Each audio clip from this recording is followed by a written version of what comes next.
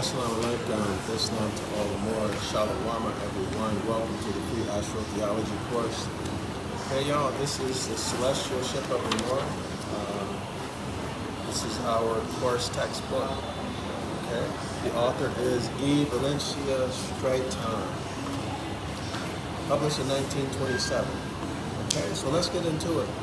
The Celestial Ship of the North is the circumpolar zodiac projection, which is, as I mentioned many times, and everybody should know this, who's interested in this topic. This is the ancient mindset, or the mindset of our ancient foremothers and forefathers. So this zodiac projection is much, let me say, vastly older than the current solar zodiac projection, which is only about 6,000 years old, okay?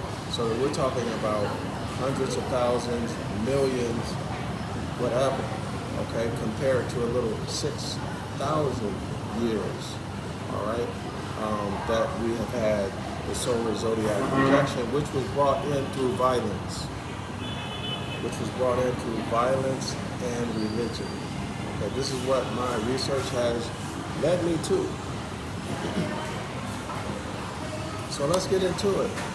Let's explore that mindset of our ancient foremothers and forefathers that had absolutely nothing to do with religion and everything to do with science and understanding and observing nature. Y'all with me? Okay, so the last class we talked about the celestial mother, who is referred to by many names. Hathor, H-A-T-H-O-R, okay? She's also referred to as the habitation of the holy light, and that holy light is Horus. Of course, that holy light, which is the incarnation of Horus, is a remix, okay, y'all? So this notion of Horus being a solar or S-U-N sun god, that's a remix. That's not originally the way it was. That might be hard for a lot of us to accept, but it is what it is. And it ain't what it ain't, okay? Just what it is.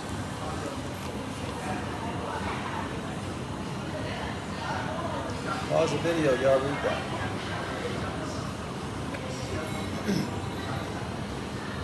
So, what is this telling us? So, see, we thought that when we found the misleading, the lies in the Bible, a lot of us stopped there.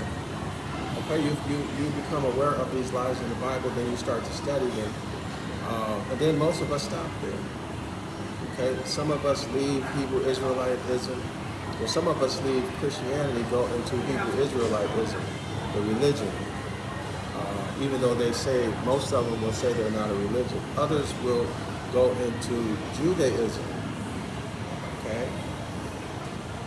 And then Judaism or Jews for Christ, and all of that. And then you discover that is also misleading, full of fake doctrines, made up stuff. And if you continue studying, you learn about astrotheology.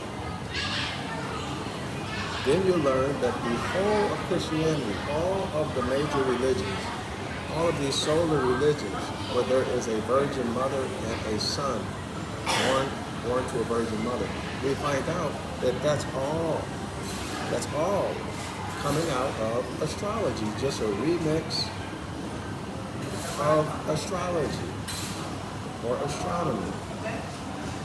And they added stories, they call them mythologies. And then we learned that Jesus is the S-U-N Son, and that men are the S-U-N Son too. Right? We learned that the Son of the Son, the S-O-N of the S-U-N, and S-O-N and S-U-N are the same. And that's kind of mind-blowing, right? Then we learned that JC not only is the S-U-N Son, but he is the Lamb of God, Aries. And that each of the 12 zodiac signs have been now remixed into apostles. So the SUN sun is remixed into Jesus, and all of the zodiac signs are remixed into the apostles.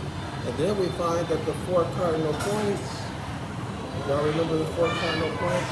The solstitial line and the equinoctial line, which forms the cross of religion, that JC gets crucified on.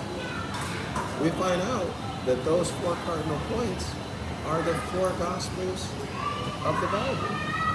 So, you know, if you study long enough and you find that out, that becomes mind blowing. And the whole way that happened, that's mind blowing. Then we find out about the seasons and the orientation, and then where ancient Kemet, ancient Egypt had to have been, its capital. Because the solar zodiac projection can only be based out of the four seasons or the phenomena of nature that occurs in North America. That's the only way it can happen. That's the only place there's four seasons. The whole solar zodiac projection is based upon four seasons: winter, summer, spring, and fall. And the whole of Christianity is a remix of telling the story of the conditions of each of those four seasons as the sun travels through each of the different zodiac signs. It's all a remix of that, but it's hidden. It's hidden in plain sight. And if you study it deep enough, you get into the words, the denotative meaning of the words, connotative meaning of the words, and how they constructed words from 3 or 4 different languages, right? Taking roots from 3 or 4 different languages and smacking them together to make a word. And the only way you know it is if you were in the circle, or if you get lucky and you come across some of the books that people who were in these secret societies wrote, because their conscience started to get to them. Okay, but you'll never find these books unless you are actively seeking them.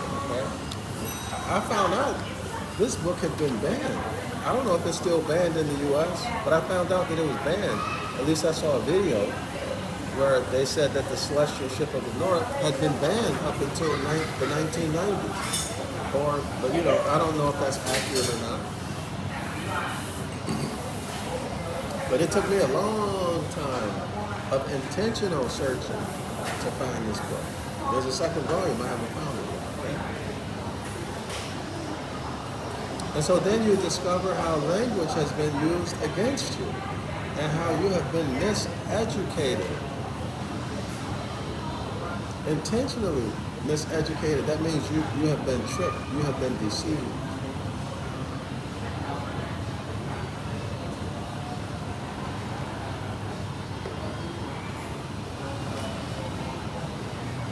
Then once you discover all there is about the celestial zodiac, where the SUN sun is God, and all of the religions, all the major religions, all these 16 solar religions that come from that, each with their virgin mother and the son of a virgin, the crucified son, all of them, there are 16 of them.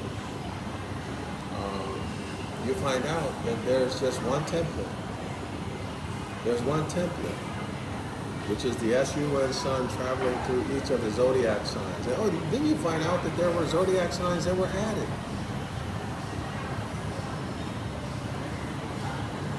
And here's what's very interesting.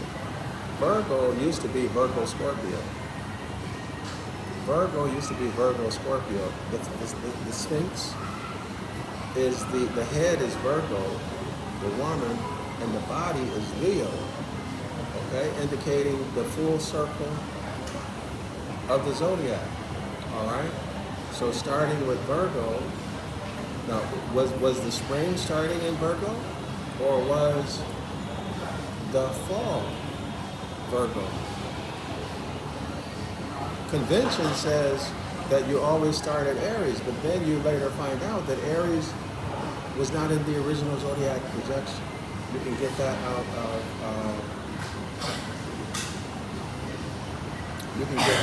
of astrology and the Old Testament, which is the class I'm doing on my other YouTube channel, Zion Law School. So y'all subscribe to Zion Law School and go over there, and you can learn. You can take those classes absolutely free. Absolutely free. I don't hold anything back.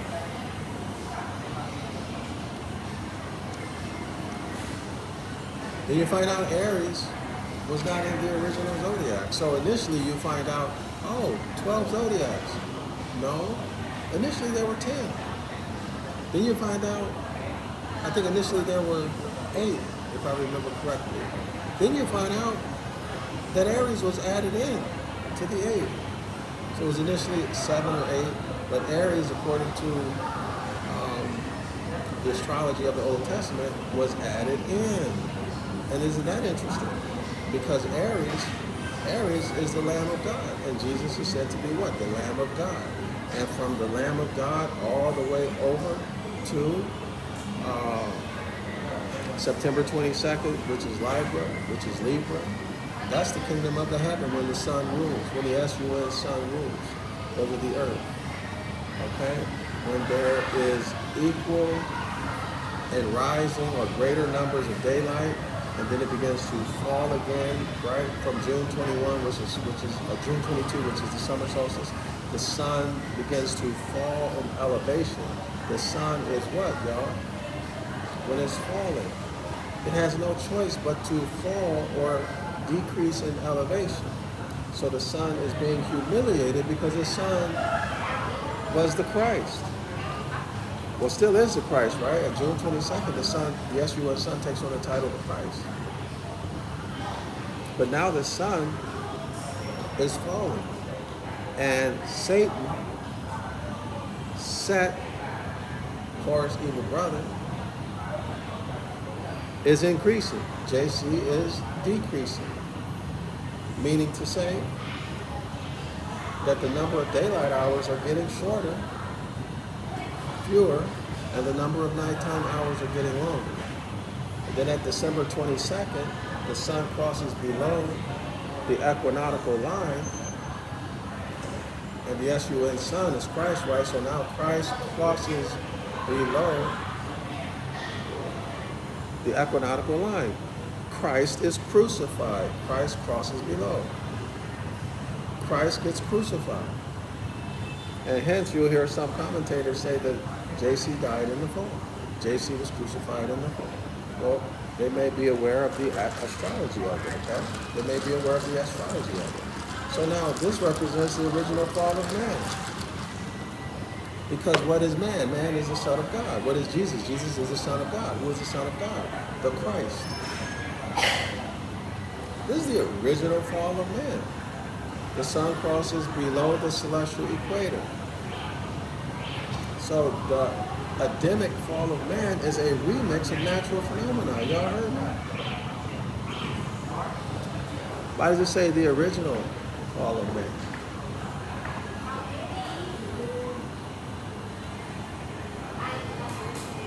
Because before that, the equinoctial points were insignificant, meaning that there was only one season, which is Earth was paradise, summer, all year round. Then some cataclysmic event happened where the Earth's rotation shifted. The Earth's rotation shifted, causing the ecliptic,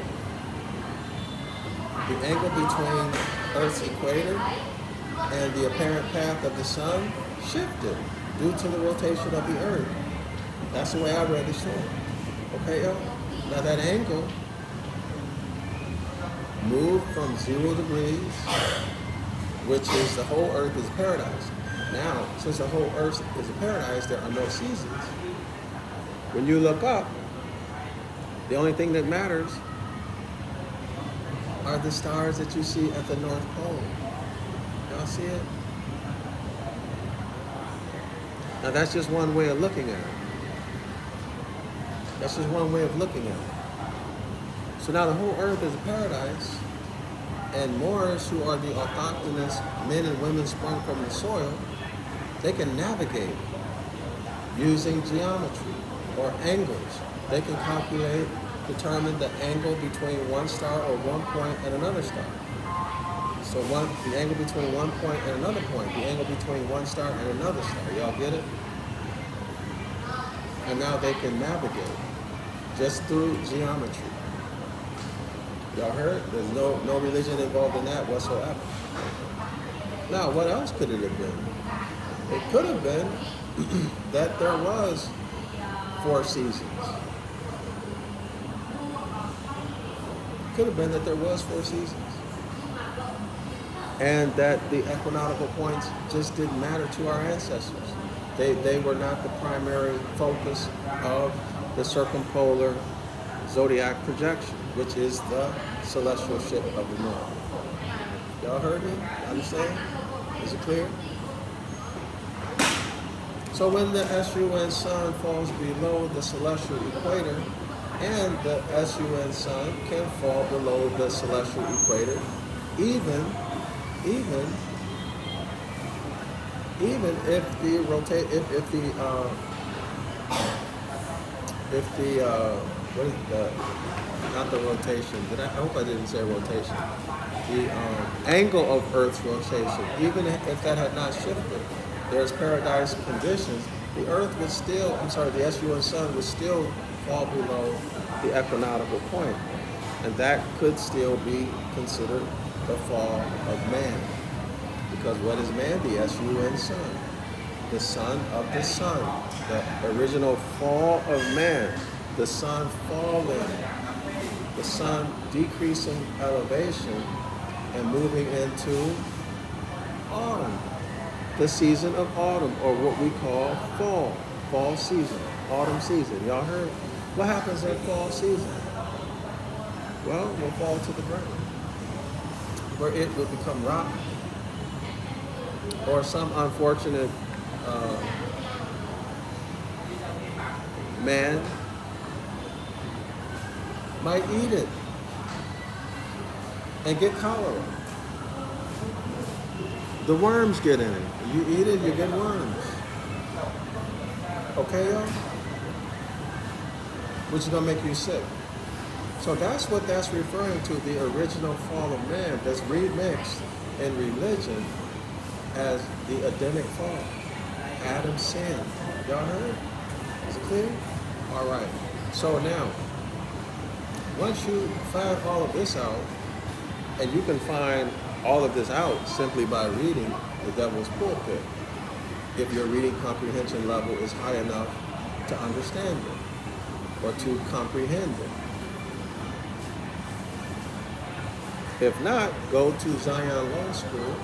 You can watch the videos. I've done 2 classes over a span of 2 years.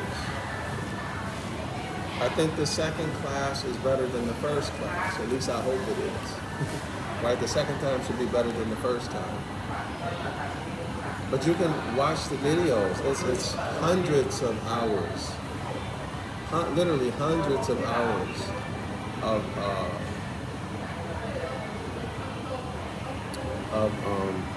video classes on the Devil's Pulpit. Probably thousands. I probably got maybe 1,200, 1,500 hours just on those two lessons, 2 classes rather. Because I think classes, my first classes may have been 1.5 to 3 hours, sometimes 3.5 hours long.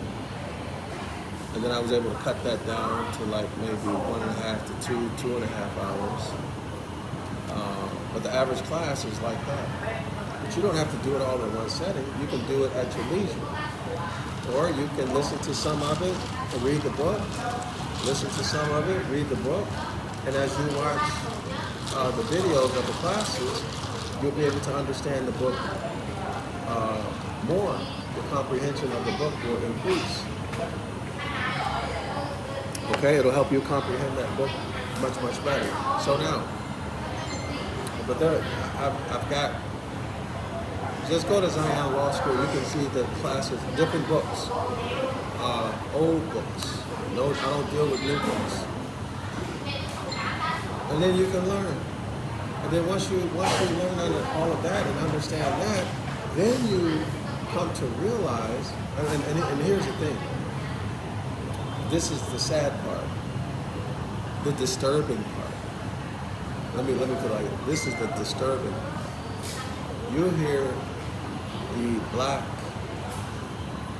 or the Afrocentric famous professors, all they talk about is ancient Egypt and the pharaohs, the dynastic pharaohs, all of this stuff, and that Christianity, all of it came from the dynastic pharaohs, right? That's all you hear. It all came out of Egypt. But very little focus, not enough focus to get someone's attention, at least that I'm not aware of. They haven't said, wait a minute, the solar zodiac projection is only 6,000 years old. This is new stuff. And the pharaohs may have been hybrids. They never said that before the pharaohs, there was a whole different zodiac projection, completely unlike the solar zodiac projection, from which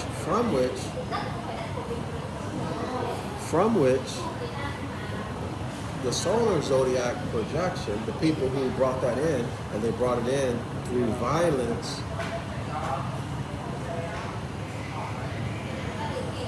it's all a remix of the circumpolar zodiac projection. It is all a remix of that. And they made up mythologies. Y'all heard?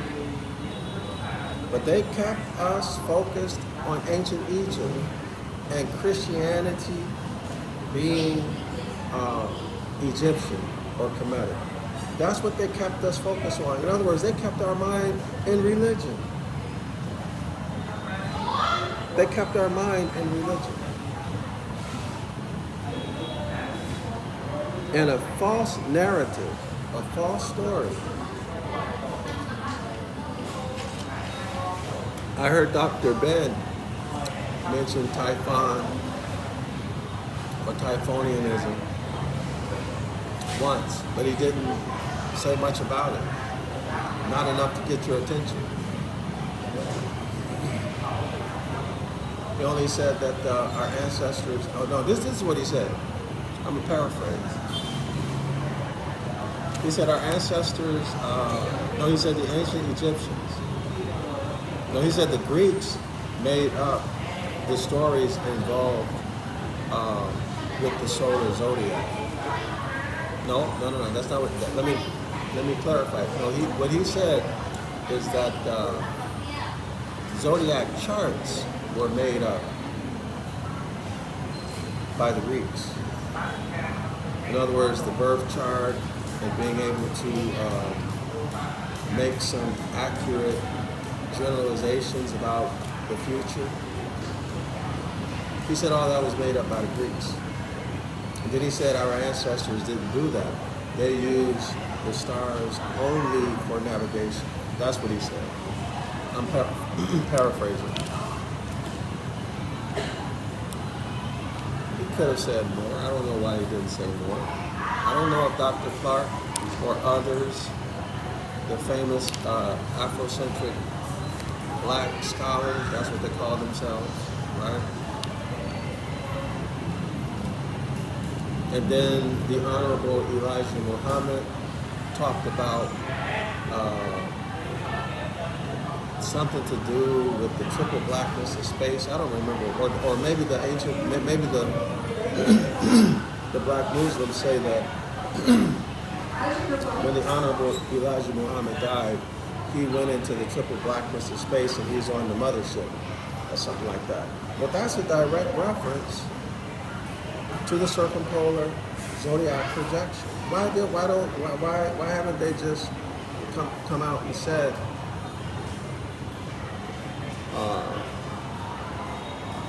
it clearly? Or do they even know? Okay, y'all? But they would have to know. Triple blackness of space, a superabundance, as you've learned from the last class, a superabundance of darkness metaphysically is light. Right? And Hathor, the mother of God, the Virgin Mother, the habitation of the Holy Spirit, okay, who is depicted on the walls of the secret and sealed shrine in the temple of Dendera. Okay, that picture is Hathor, the mother of God.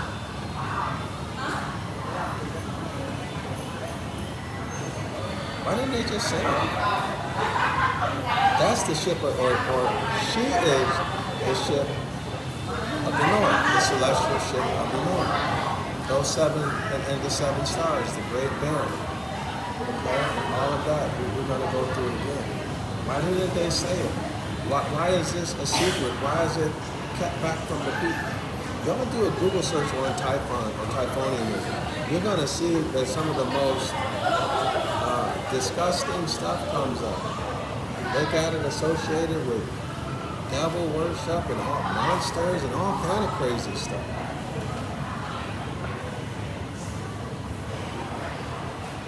So it's obviously it's something that they don't want you to know a thing about, because that's going to lead you back to who you are and the mindset of your ancient foremothers and forefathers, which is pure science.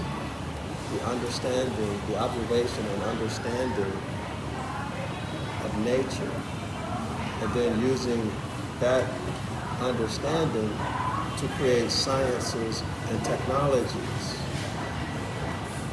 to improve your life and to live even more civilly and peacefully. They don't want you to know that. Why? Because they got you where they want you to be in your religious mindset, which is civilly dead in the eyes of the law. Okay? And dependent. And out of your mind. I've heard Minister Farrakhan say many times that the black people are out of their mind. And I used to wonder, why would he talk like that? Now I see why he's talking like that. Okay? Was he making mockery? You have to answer that yourself.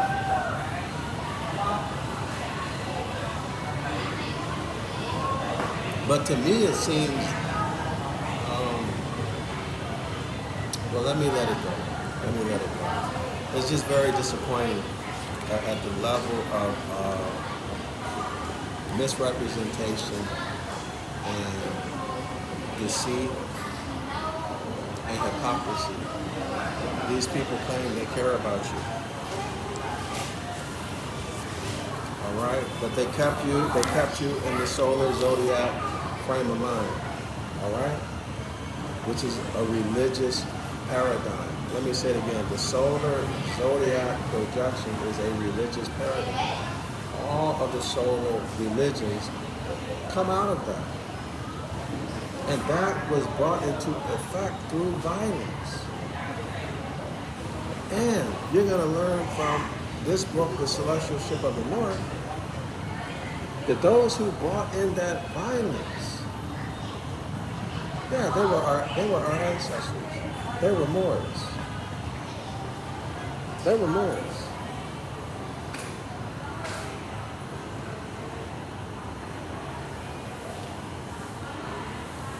And now, the created creature, Han-Uman, that Yaqub and his 12 co-scientists made, they've made the claim that the autochthonous Moors don't have a soul. That's O-U-L, and that's true, we don't, but neither do they. And that we have no place and no right and no salvation in this new solar zodiac projection. We have no right and no place in nature or in law. Y'all heard? None whatsoever. Why? Because I'm paraphrasing, in their words, we are unworthy. We are primitive, primordial, low. Because we come from a time, and what's that time? The circumpolar zodiac projection. Okay, and when they came in through violence. And they totally denigrated, disgraced, and dishonored everything about the celestial ship of the north, the circumpolar zodiac projection. All right? And they said, we are not worthy. We are not worthy and cannot go to heaven. Now, Dr. Clark, even though you're gone now, there's your answer. When you ask, well, can't God allow just one or two little black babies into heaven? There's your answer. No. No. Because your time has passed. This is the time of the solar zodiac projection. You're not worthy. Y'all heard? That's your answer. So let's begin on page 10. This is the Celestial Ship of the North, which is our primary textbook. The author is E. Valencia Stratton. Page 12, first paragraph. At a very much later period in the mysteries. Now, see, mysteries, these are things that are not understood. Listen to the last class. I talked a little bit about mysteries in the last class. Things that are not understood or things that are unknown. At a very much later period in the mysteries, Apuleius presents a picture of the Supreme Goddess Mother. That's the celestial ship of the North, the Mother of God, Hathor, okay? The great Mother of Nature, Mother Nature. As she was unveiled to the initiates. Now, y'all got to keep in mind, listen to this quote coming from the Great Mother. Listen to this. This is page 9. At Sais, she, that's the Great Mother, was bespangled with stars. Star-spangled banner, bespangled with stars. And there she gave her mystic message, I am. I am all that is, that's present. I am. I am all that hath been, that's past. I am. I am all that will ever be, that's the future.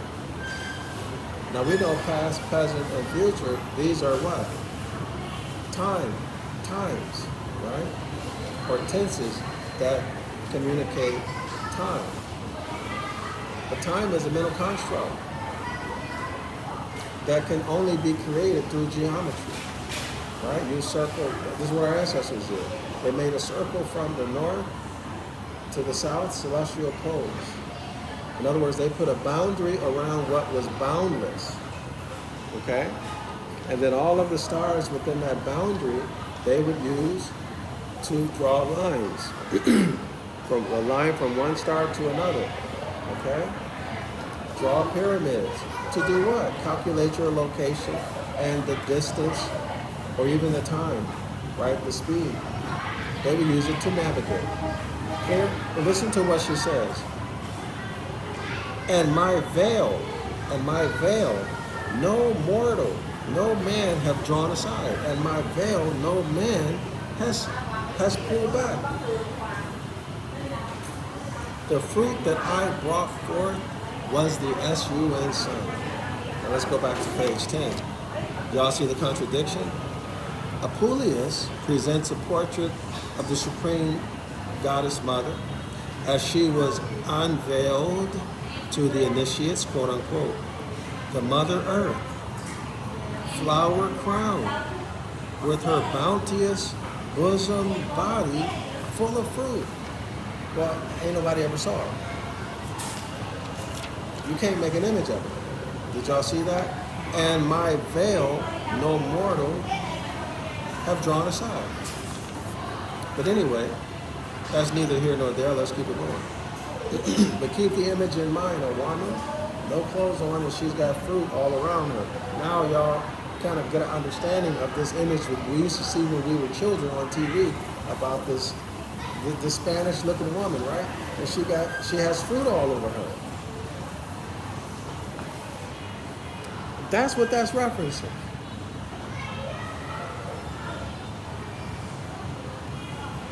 The Mother Heaven in her black mantle, lustrous with the moon, lustrous, luster, light, illuminated by the moon or illuminated with the moon and stars,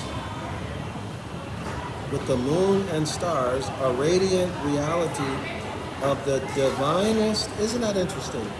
Diviner, divination, with the divinest dreaming. A radiant reality of the divinest dreaming, unveiled in human form. Take note, unveiled in human form, not energetic form, not spiritual form, in human form. To do what? So that you could have an idea. Because remember, our ancestors spoke and thought concretely. That's why. That's why. So they express it in a form that we're all familiar with. A form that you can see, touch, taste, a form that you can perceive with your senses. You can see this woman and the fruit. Okay?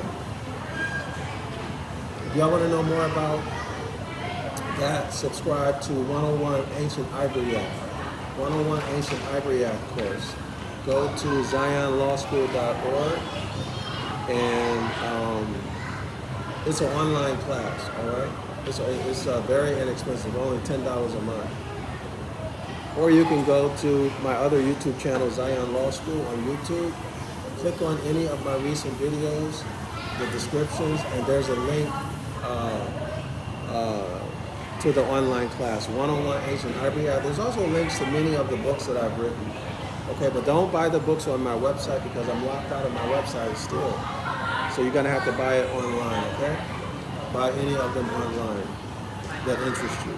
All right, so unveiled in human form, a visible revelation of the bringer forth, See, what is a bringer forth? Well, when a woman gives birth, didn't she just bring forth a baby? So this energetic,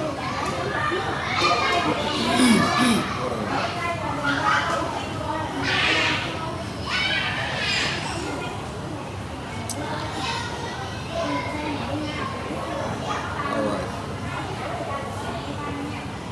Okay. So yesterday's class, was it yesterday? Yeah, yesterday's class before this, I talked about mentalism, the first Hermetic law, mentalism. All is mind, the universe exists in the mind of the all. The other six, so that's the first Hermetic law. The other six Hermetic laws have their origin or emanate from the law of mentalism. One of those six is the law of gender, the law of mental gender, which is masculine and feminine energy, which you can call it negative and positive energy, you can call it anode and cathode. Everything that's formed, everything that is formed with masculine and feminine mental energy. Okay, so I am a man, so I have more masculine energy and less feminine energy, but I have both. The woman has more feminine energy than she has masculine energy, but she has both. Y'all see it? So, mental gender is used to form all things. Therefore, mental gender in its role of bringing things forth, transforming one thing into another, transformation, or right? This is a function or the act of giving birth. Hence, it's called a woman. That energy is called woman, though it is not energy. Clear? I'm not talking about a physical woman. It's the function of bringing forth that is womanly.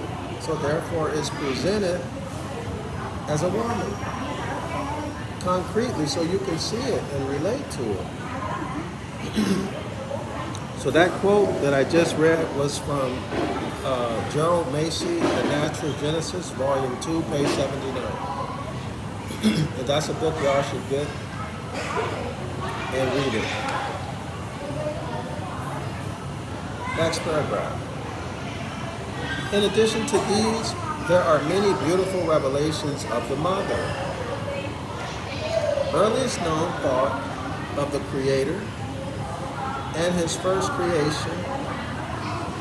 Now you should know there is no creation. Second law of thermodynamics tells us that energy cannot be created or destroyed. So if something cannot be created and it cannot be destroyed, it means that it, what? Always has been. That's the normal state. It's illogical to think that nothing is the normal state and then all of a sudden something comes from nothing. That doesn't make any sense. Because in order for something to come from nothing, there has to be something. Y'all see it?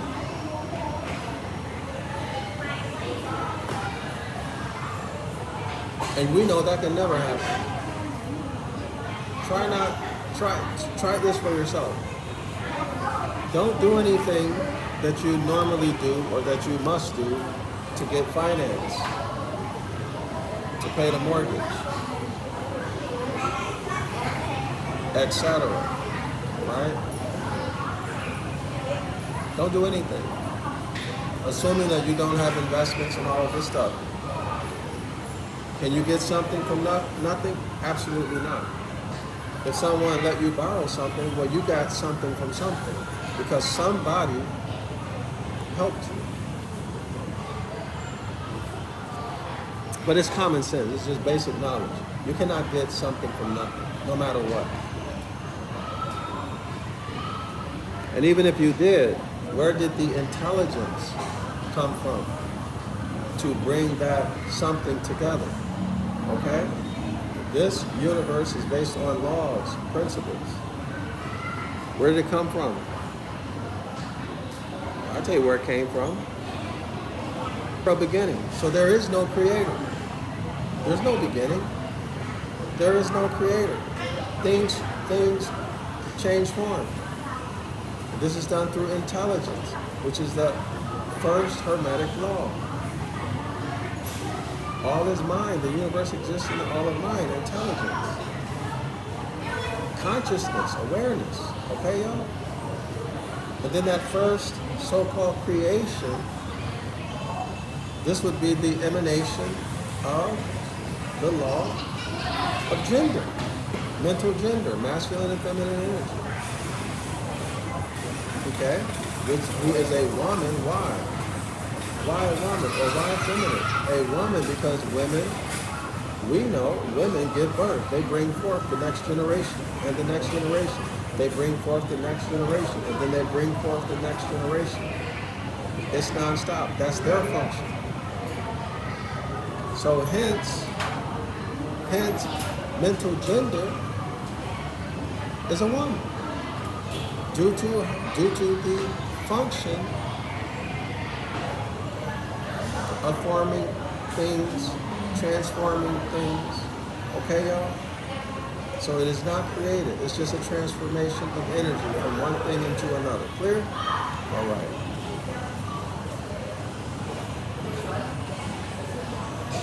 So things that the law of vibration, the Hermetic law of vibration. Okay? For example, things vibrate at different rates, different frequencies. The energy was always there. What happened? The vibration changed. That's all we're talking about. Okay? The transformation Second law of thermodynamics. Energy cannot be created or destroyed. It just transformed. Okay? Mentalism transformed itself into 6 more laws. And we're talking about mental gender now. That's just one of them. Who is, he continues. He continues. In addition to these, there are many beautiful revelations of the mother. Earliest known thought of the Creator and his first creation, who being direct from God. God is a medieval term. God is Odin. God is Wooden. Right? God is a verb transitive. God is a dog. Right? The anagram of dog is God. In other words, dog spelled backwards. God is good. Delete a O out of good and you get dog. Sirius, the dog star, which is part of the circumpolar zodiac projection, and it was the dog who told you what time it is in The Wizard of Oz when he pulled the curtain off of that little hybrid back there terrorizing people with his little machine, with his little technology, right? Terrorizing people, making them see things that were not there, that were not real. Y'all see it? They perceive things as being real that were not real.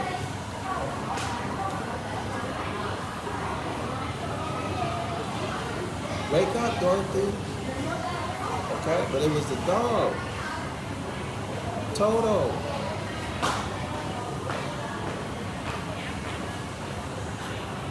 I was reading something on totem pole that's related to the topic that was very interesting. One day I'm going to talk about it.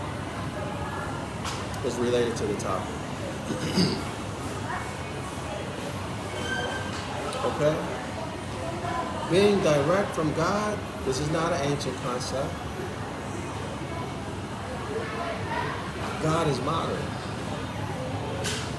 Was the medium through which life was given to the world. Y'all hear that?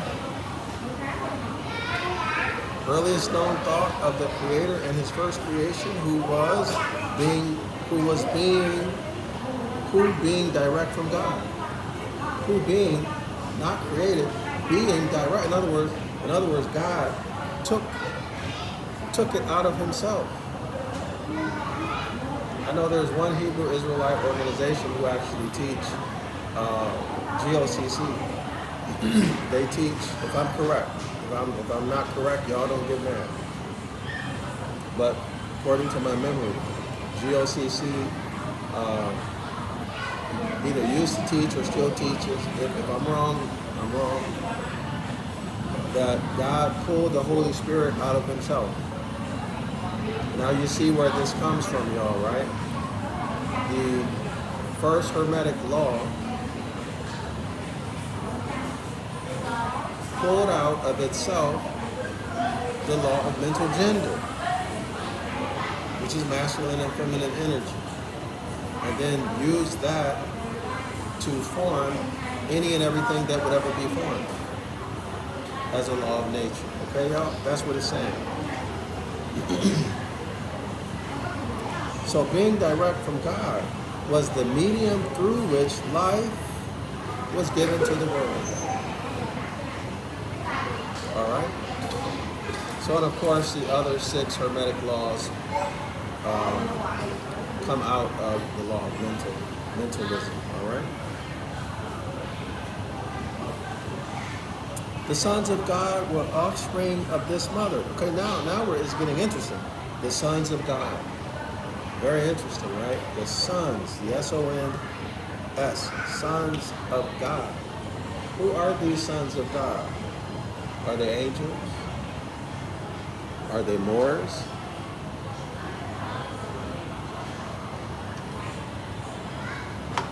And what have they done? Did they really sleep with women and produce giants? Or what's going on with all of this? We need to find out, right? The sons of God were offspring of this mother. Makes sense, right? Because mental gender is used to form all things.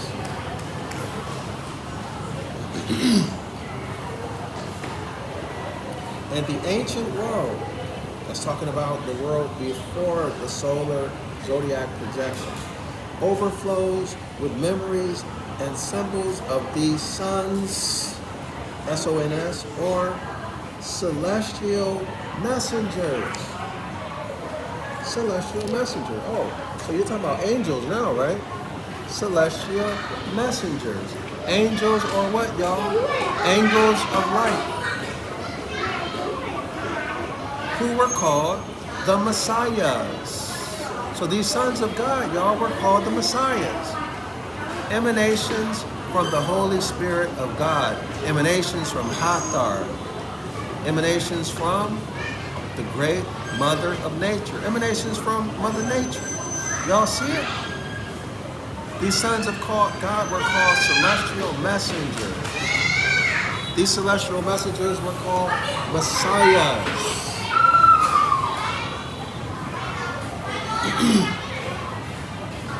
Jesus called himself the Son of God, right? Well, he was called the Son of God. A celestial messenger.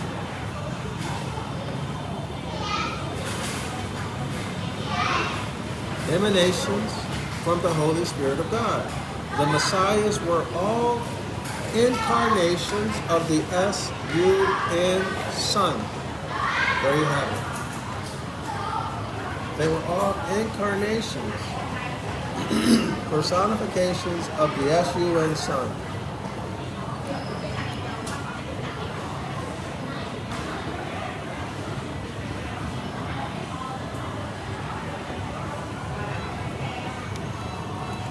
Listen, y'all, and the ancient world overflows with memories and symbols of these sons who are celestial messengers, who are called messiahs, who are all incarnations of the S-U-N Son, who are all emanations from the Holy Spirit of God. They were all concealed. They were all hidden. Wait a minute, if they were concealed, how is it that the ancient world overflows with memories and symbols of them? Well, yeah, the information is widely known, but hidden from you. Hidden from the masses. You got to be in the secret societies to get this information. You, not only in the secret societies, but you've got to elevate elder, elevate L as in son, S-U-N Son. You've got to elevate to the highest degrees and get an invitation, okay, to get into those degrees, and then they will reveal it to you, okay? So let's continue. They were all concealed. These messiahs, these incarnations of the Son were concealed, buried, and arose from the dead, thereby typifying the setting and rising of the sun.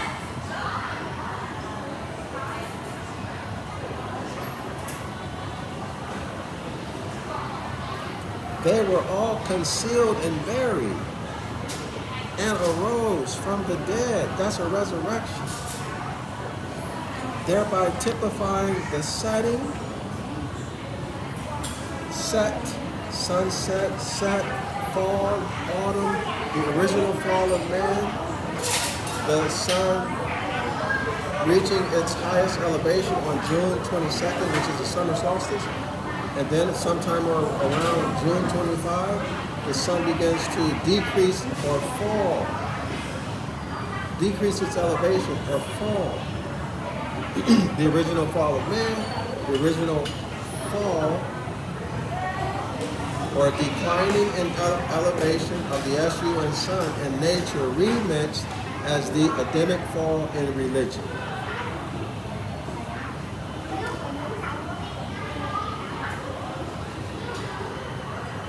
they were concealed, buried, and arose from the dead, thereby typifying the setting and rising of the sun. The sun rises when, y'all? December 25th. The winter solstice, the sun reaches its lowest elevation in the southern part of space. That's what, y'all? That's in the area of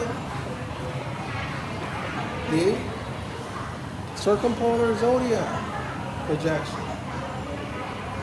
The South Pole, the celestial South Pole. The sun reaches its lowest elevation on December 22nd.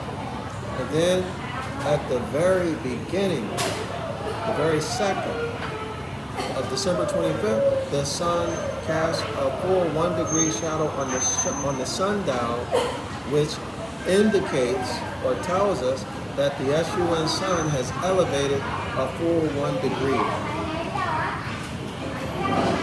Okay, so from the summer solstice, June 22nd, all the way down to December 24th, the sun had been declining in its elevation. All of a sudden, on December 25th, the very first second, it changes direction and starts to move or ascend northward. It begins to elevate. Okay, y'all? Which is the resurrection, with the birth of Christ, right? JC's born, a new SUN son is born. Because remember, keep in mind, our ancestors, ancient ancestors' paradigm is concrete.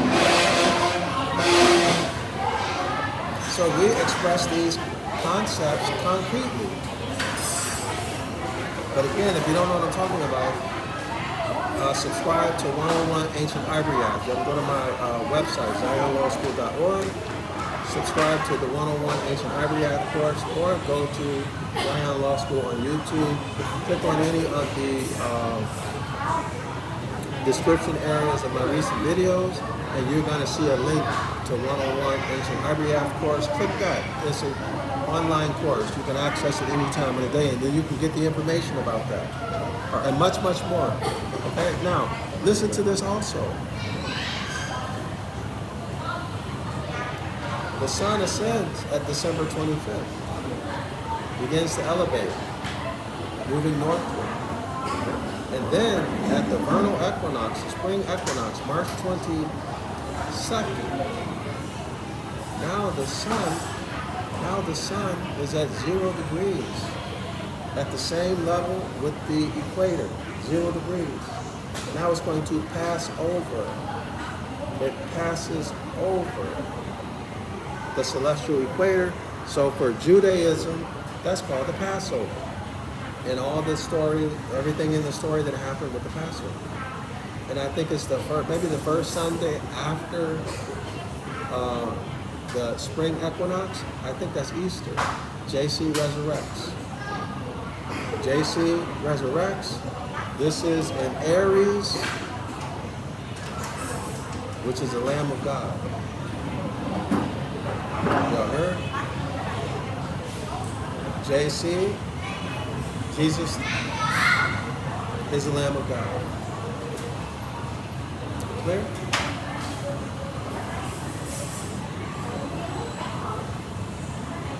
And now we have to talk about Hiram a bit more.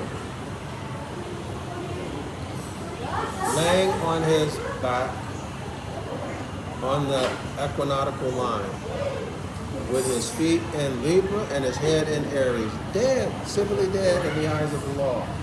Non-descendable, out of his mind. His mindset is in religion, which has its origin in the solar zodiac projection, which is only 6,000 years old.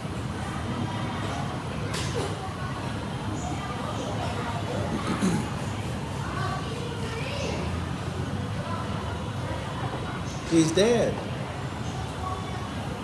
with his head in Aries. Dead with his head, with his mind on Jesus. How do y'all don't like that?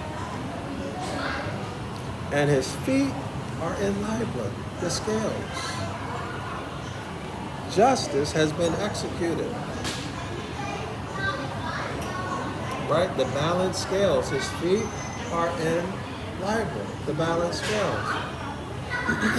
Justice has been executed. In other words, when we take this to the book of the law, this takes us to Deuteronomy chapter 28. The blessings and the curses. So you lose everything, or we lost everything in the curses. In other words, when we started breaking the Most High's commandments, or let's redenominate it, paraphrase it, say it differently. We started living out of harmony with nature. Living out of harmony with nature. Okay? Going after these external gods who our ancestors never knew anything about. Isn't it more clear now how our ancestors never knew anything about these gods? Why? Because the mindset of our ancient foremothers and forefathers were in the circumpolar zodiac projection, the celestial ship of the north.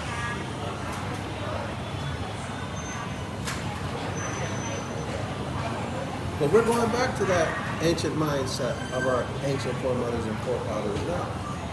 So when Hiram Abiff, when the autochthonous Moor, who is Hiram Abiff, stands up, erect, okay, with his feet standing flat on the equinoctial line. Y'all see that cross? Okay, the solstitial line and the equinoctial line, y'all see that? Equinoctial line is 0 degrees. The Moor, Hiram Abiff, is standing right here with his feet standing straight on that. Y'all see the angle between my arms? That's a 90-degree angle. Okay, a 90-degree angle of a square. He's standing on that square, that celestial square. His head now is the north celestial pole, and his feet are the south celestial pole, meaning that his mind has returned to the mindset of his ancient foremothers and forefathers, which beyond any reasonable doubt is the circumpolar zodiac projection. He in the ship of the north. And it just blows me away. Now, I'm not talking bad about the Honorable Elijah Muhammad or the black Muslims. But it just blows me away why they use such mysterious language. My stepfather was a black Muslim. Nation of Islam. Why didn't they?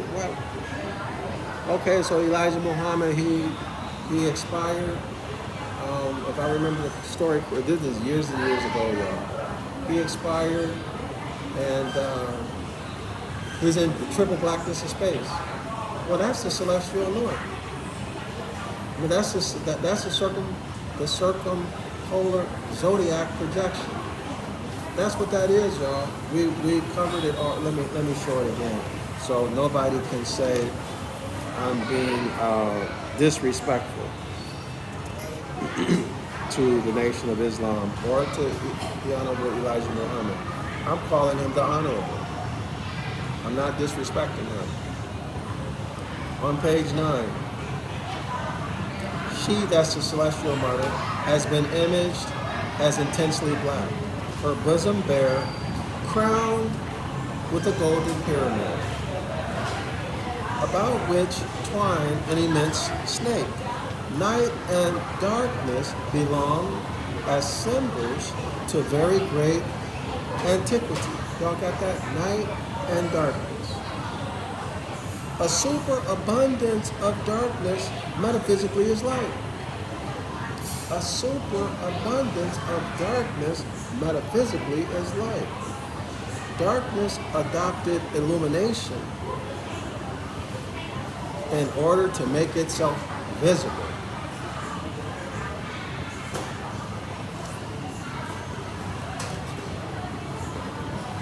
Y'all see that? Darkness adopted light, illumination, in order to make itself visible. A superabundance of darkness. Well, the triple blackness of space, is that not a superabundance? Y'all see it? Clear as day, right? What's the title of the book? The Celestial Ship of the North. The Ship of Life. Okay? Other words and phrases for the Celestial Ship of the North. Ship of Life. Arca. The Ark. The Holy Spirit. Okay? That's on page 8. Y'all can read that on your own. Why didn't he just come straight out and tell the people instead of speaking so mysteriously? I remember when I was younger, I thought that sounds crazy. That was my thoughts, right? Because I was thinking, oh, he was talking about aliens. I didn't know what he was talking about.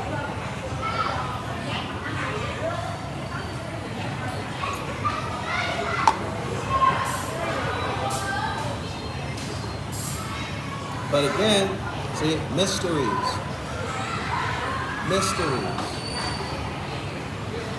Some people get to know it and others don't. And then some of us find it out on our own. Okay, y'all? But it is what it is. Let's keep it moving.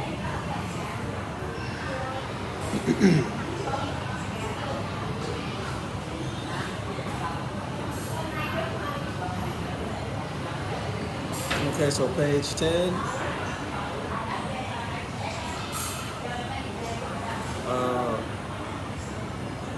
Let me finish that thought. So Hiram Abiff stands up. Now he's in full life. He's in honor. Exodus chapter 20, verse 12. Honor your ancient mothers and forefathers so that it may go well with you on the earth, or the earth plane, right? Yeah. Which the Most High, your Father, has given you, or is giving you. See, honor, law. Okay, you're civilly alive, in full life, in propria persona. You have the mindset of your ancient foremothers and forefathers. You're no longer in bondage mentally. You are out of the religious mind state and the solar zodiac mind state from which the template for all the religions have been made. So is that to say that the reason that they shifted from the circumpolar zodiac projection, the celestial ship of the north, the reason why they shifted from that through violence and intimidation is so that they can institute religions based on worship of the sun? Maybe we got it backwards. See, I think we all thought that the religions were remixed from the sun and the zodiac signs. What if this, and I'm not saying this is the case, what if it's this? The intention was to create religions, to steal the people's minds and control them, steal their birthright. That's why they came up with the religious system based upon the solar zodiac. What if that's the case? Something to think about. I don't know, but it makes sense.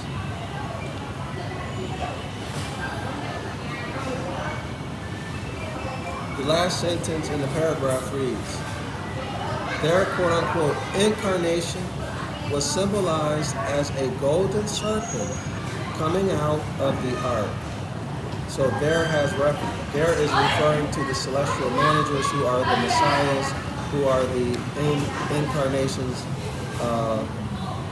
incarnations of the sun, okay? Who are the sons of the uh, of the Great Mother. Okay, y'all? Well, next paragraph. The religion of the ancient peoples seems to have been one throughout the entire world. Now, religion. It's not a system, in this regard, it's not a system of religious doctrine or dogmatic beliefs. It is their understanding of nature and living their life by natural law. This was done all over the world before dogmatic religion came. Dogmatic religion came with the solar zodiac projection. That's why I'm saying maybe the two came in one. Okay, maybe the intent of, like I said, that transition to the solar zodiac was so that they can push these solar religions to rob you of your birthright, to make you debtors, and to make you voluntarily give it up, your birthright, and accept it. Accept being a serf. Accept feudalism. Y'all see it? Accept being a stateless corporation. Clear?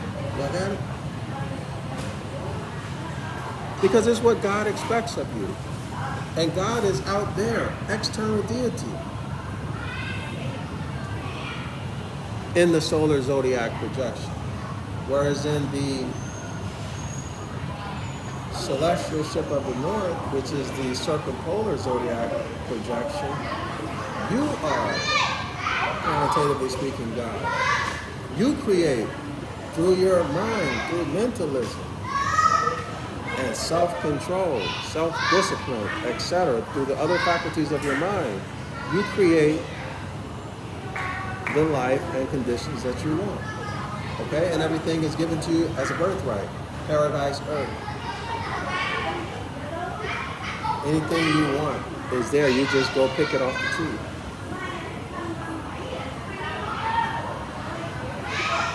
As a birthright.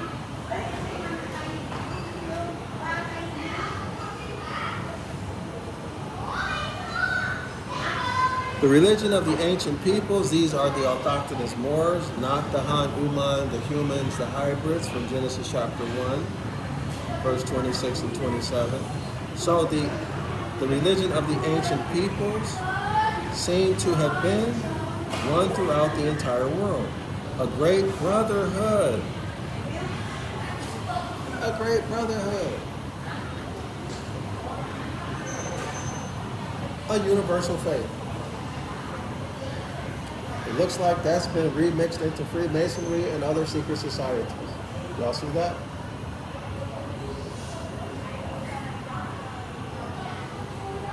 Strange has been the impulse. Strange has been the activity, the impulse. What is it inside of you? What motivation? What motivated you to? So that's what he's saying. Let's read it. Strange has been the impulse of priests and theologians. This is Jeremiah chapter 8, verse 8. To deviate from the ancient holiness. Now, holiness, of course, is a religious word. It means light. Light is enlightenment.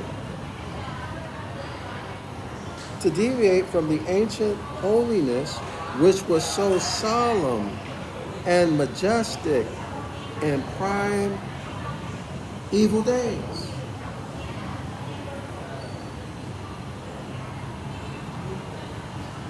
In other words, life and the conditions that existed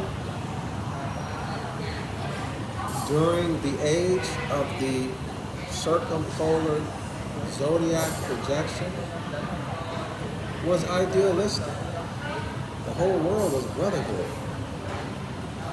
They all followed science. They followed nature. They lived in harmony with nature, meaning to say they lived civilly with one another. It was universal, all over the world. So why would these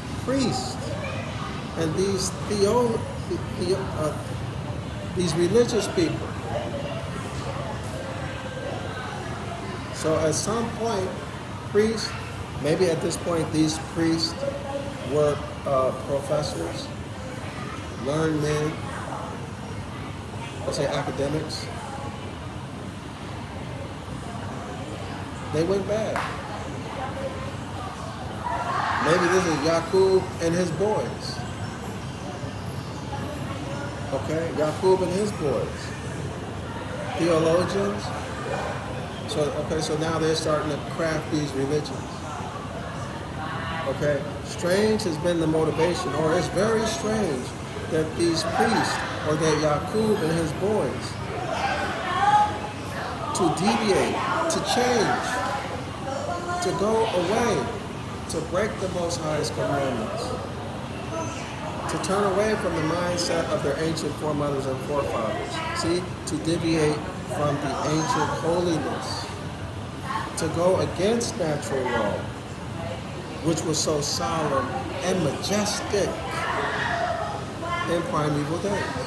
Primeval days means before the solar zodiac projection came into being. Y'all, we're talking about 6,000 years, according to their literature. And it ain't, I'm sure it hasn't even been that long. Because JC, Jesus the Christ figure, never took a breath, never took a step, never was clothed in flesh, never lived. Never lived. So you can just get rid of that 2,000 years.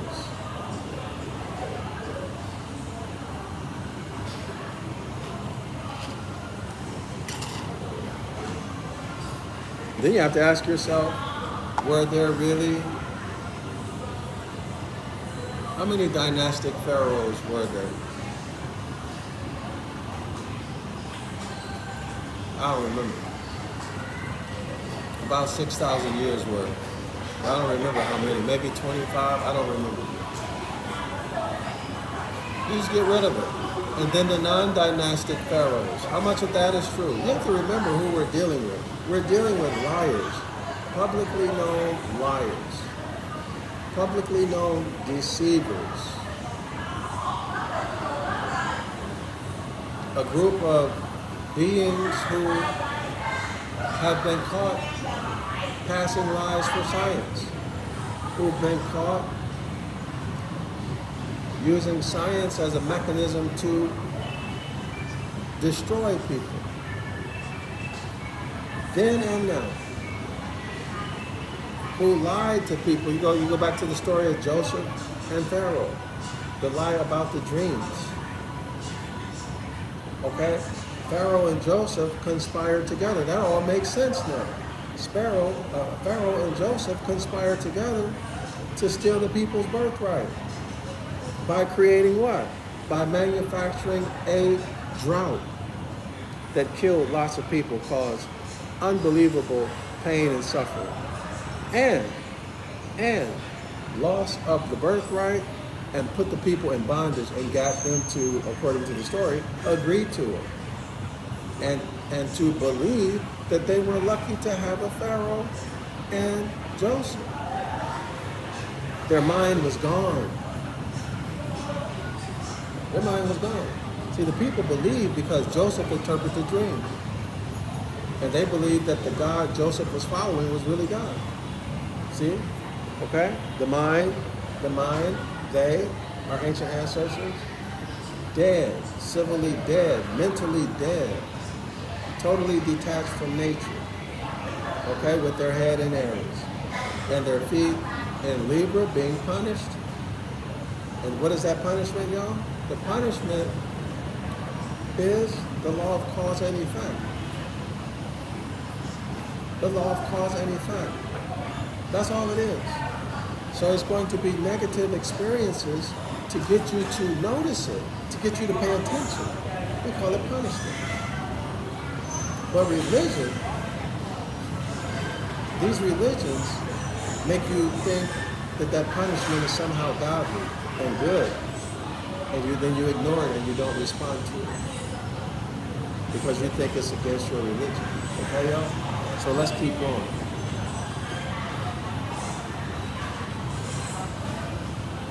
So their incarnation was symbolized as a great serpent coming out of the ark. The serpent was a symbol of immortality and wisdom. The ark was the Holy of Holies. Oh, wow.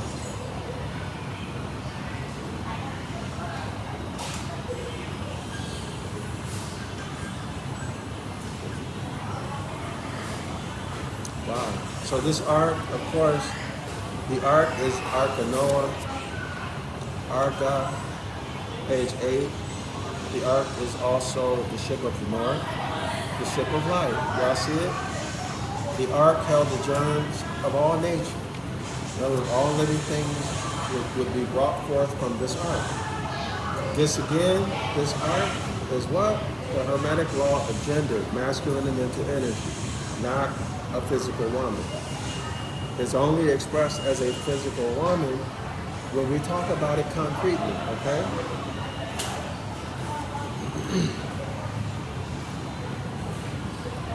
Oh, I read the wrong sentence. Okay, so let's go through that last one again. Strange has been the impulse of priests and theologians to deviate from the ancient holiness which was so solemn and majestic in primeval days. That's crazy to want to end that system. It's crazy to go against the Most High's commandments. It's crazy to act out of harmony with nature when you got it made. The whole world is a paradise. The whole world is a brotherhood. Meaning, everybody treating each other like a real brother and a real sister. Okay, y'all? You gotta be crazy. What would motivate you to want to do anything to mess that up? He continues, and to instruct the masses in false doctrine. Y'all see that? And to instruct the masses in false doctrine. Why would you want to destroy that? What is he talking about? He's talking about those traitors. Jeremiah 8:8. Jeremiah, y'all don't know it? Look it up. They wrote lies into the book of the law, right? These scribes who wrote lies into the book of the law, the book of natural law. And they made it into a religion.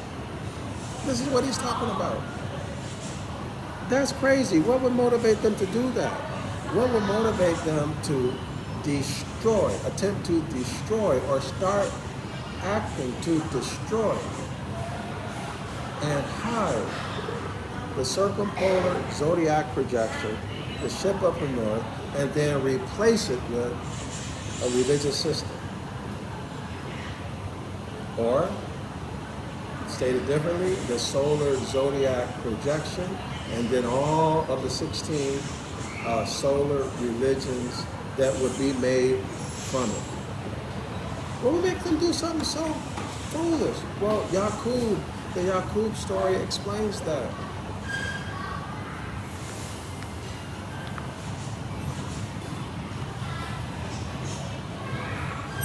And instruct the masses in false doctrines. Ain't that something? In false doctrines, dogmatic religion. Y'all see that? The Garden of Eden, or paradise, was the place of birth of man and time. There never was, the Prophet Noble Drew Ali said, there never was a time when man was not. There never was a time when man was not. So the Garden of Eden, or paradise, was the place of birth of man and time. The Holy Spirit was a garden. The Garden of Paradise. Now, don't they say that Virgo is a garden? Yeah. In the celestial zodiac projection, the constellation of Virgo is said to be a garden. Y'all see the remix? They stole that. The female principle under its venerated symbol. The female principle under its venerated system, a symbol is a garden or a paradise. Remember the woman with all the fruit on her? Remember that her mantle was black? In this garden, which was also called Meru. This is page 10. Meru.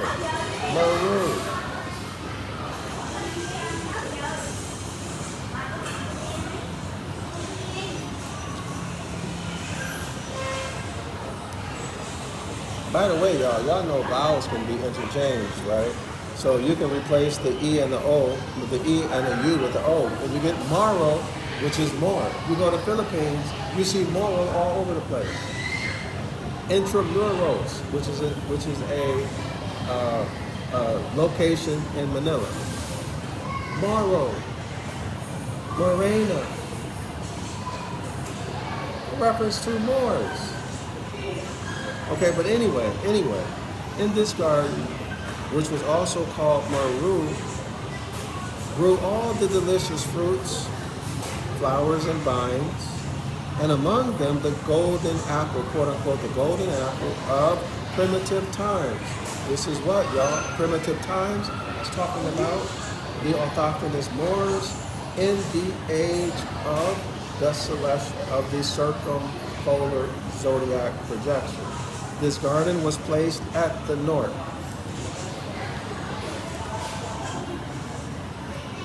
Hey, y'all, now y'all see the Garden of Eden, right? Now y'all should see the Garden of Eden, okay?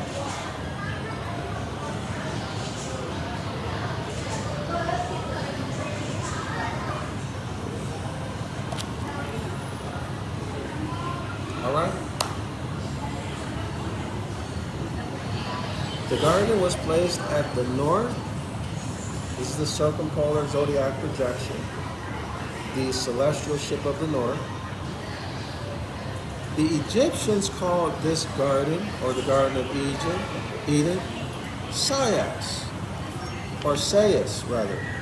Now remember on page 9 it says, at Sayas she was bespangled with stars.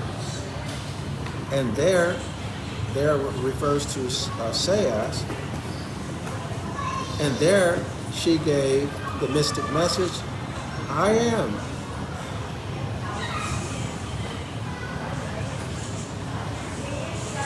And my veil, no mortal has drawn aside.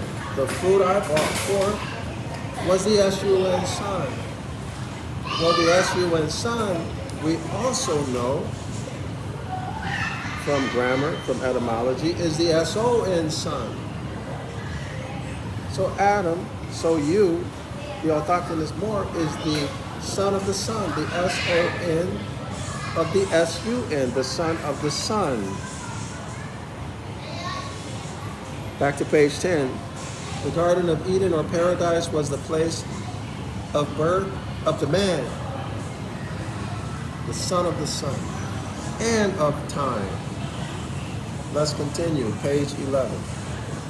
The Egyptians or the Kemites called it Sayas, and Proclus remarks, it partakes of a particular emanation from God. End quote. This is the Garden of Eden, the North Pole itself. The North Pole itself is the Garden of Eden. Isn't it a curious thing, y'all? When we used to, during my time in elementary school, primary school, they taught us, they jammed it in our brain, right? No peace. What was the message, y'all? The slaves, when they escaped, they followed the northern star. Were they mocking us, y'all? Or what was the significance of that? Why not go down to Florida, which would have been much better for you, right?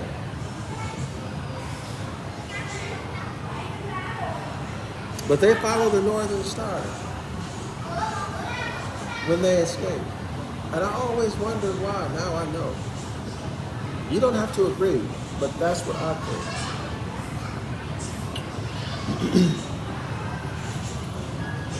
This is the Garden of Eden, the North Pole itself, the circumpolar zodiac, the North Pole itself. The north that was called sacred. The north that was called sacred. So man,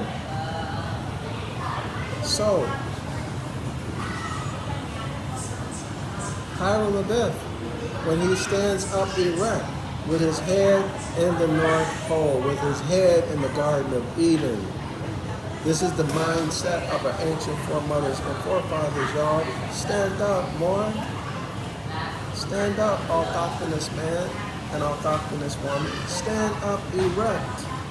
Return to the mindset of your ancient foremothers and forefathers. Let your head be the North Pole. Because that's nature and that's what you are supposed to do, be, and have. That's how you get your birthright back. So in other words, when you go through all of the nationalization activities and all of the transformations in your character, you got to stop being black. You got to stop being whatever it is that you've been branded as being. There's a lot of black is just one of them. African American, that's another one. Indian is another one. Whatever it is, you got to get out of that mindset. You got to get out of the religious mindset too. You have to live in harmony with nature. You got to follow the Most High's commandments. Okay? All right? So that's pretty easy to understand, right?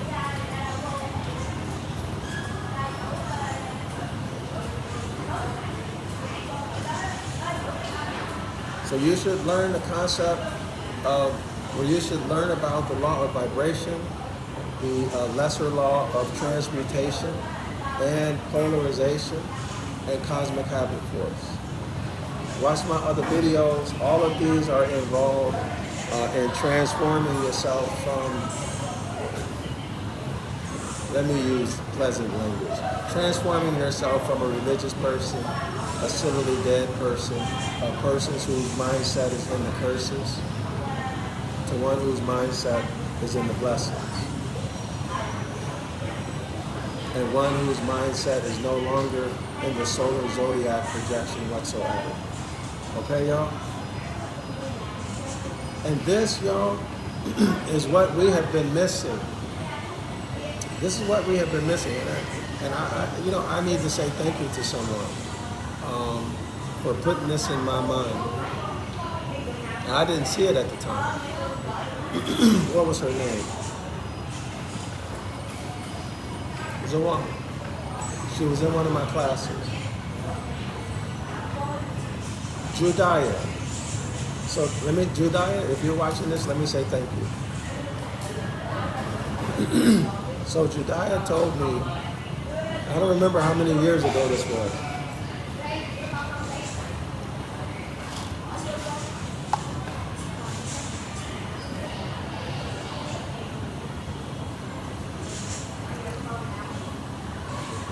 Judaiah told me, I didn't think anything of it because Judaiah and I were going through some changes. It was a long time ago, it no longer matters. But Judaiah told me, she said, I'm paraphrasing, it was, like I said, a long time ago. She said something to the effect that the Moors needed me because I bring what she said is the spiritual part along, and they don't have that. Judaiah, I hope you don't mind me saying that, but that's the way I understood you. If I got you wrong, I apologize, but that's the way, you can correct it if you like. But that's the way I understood it. I didn't think anything of it.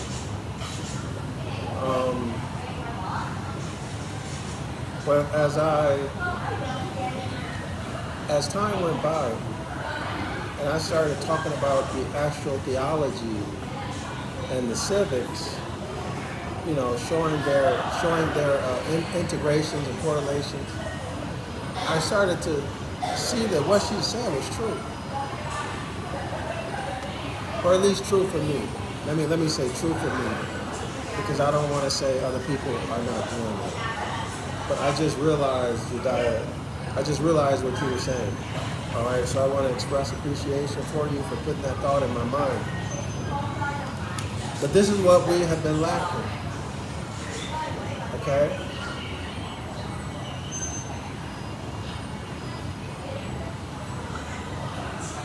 So CM Bay hints at this, and well, not hints, but he gives us strong clues. He gives us strong clues in his works.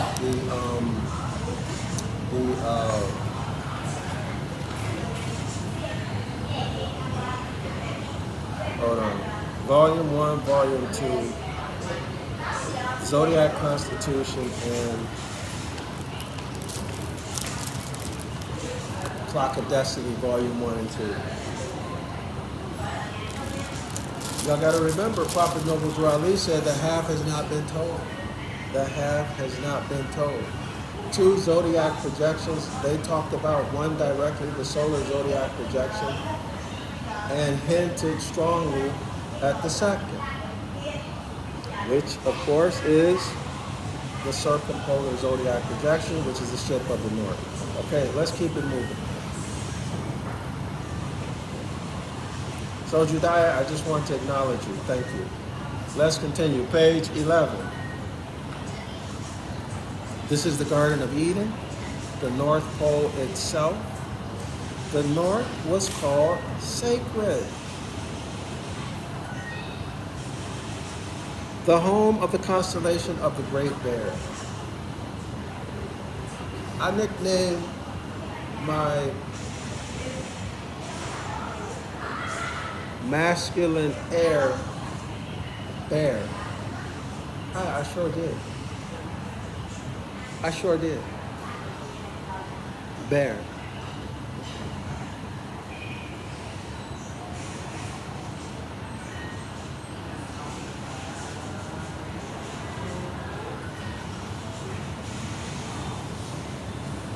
So the North was called sacred, the home of the constellation of the Great Bear. The Genetrix, whose 7 stars were 7 sailors. Isn't that interesting? 7. The number 7 gets its significance because it's coming out of the Garden of Eden. The Garden of Eden is the Great Mother, Hathor. The Great Mother of Nature, Mother Nature, the celestial ship of the North. This is the significance of the number 7. The Genetrix, whose 7 stars were sailors. Talk about the Great Bear, y'all. Who watched over and ever will watch over the celestial sea. So now they remix the celestial sea, the triple blackness, the superabundance of darkness, of space. They remix that with the sea deities. Okay? The deities in the oceans. Y'all see it? This is what religion has done. Let's listen to a quote from Isaiah chapter 48, verse 2. This is very interesting. Listen to this, y'all. Beautiful for situation. The joy of the whole earth is Mount Zion on the side of the north. This quotation was taken from Psalms chapter 48, verse 2. But in this book, I believe, I don't have my mobile phone, but I believe, what I remember, the verse says 68 verse 2, but it's actually 48 verse 2, okay? I went through a lot of trouble to figure that out. Y'all read this passage. Here's the Great Bear. So I nicknamed my son the Great Bear. more than 20 years ago. I nicknamed him Bear. Okay, y'all?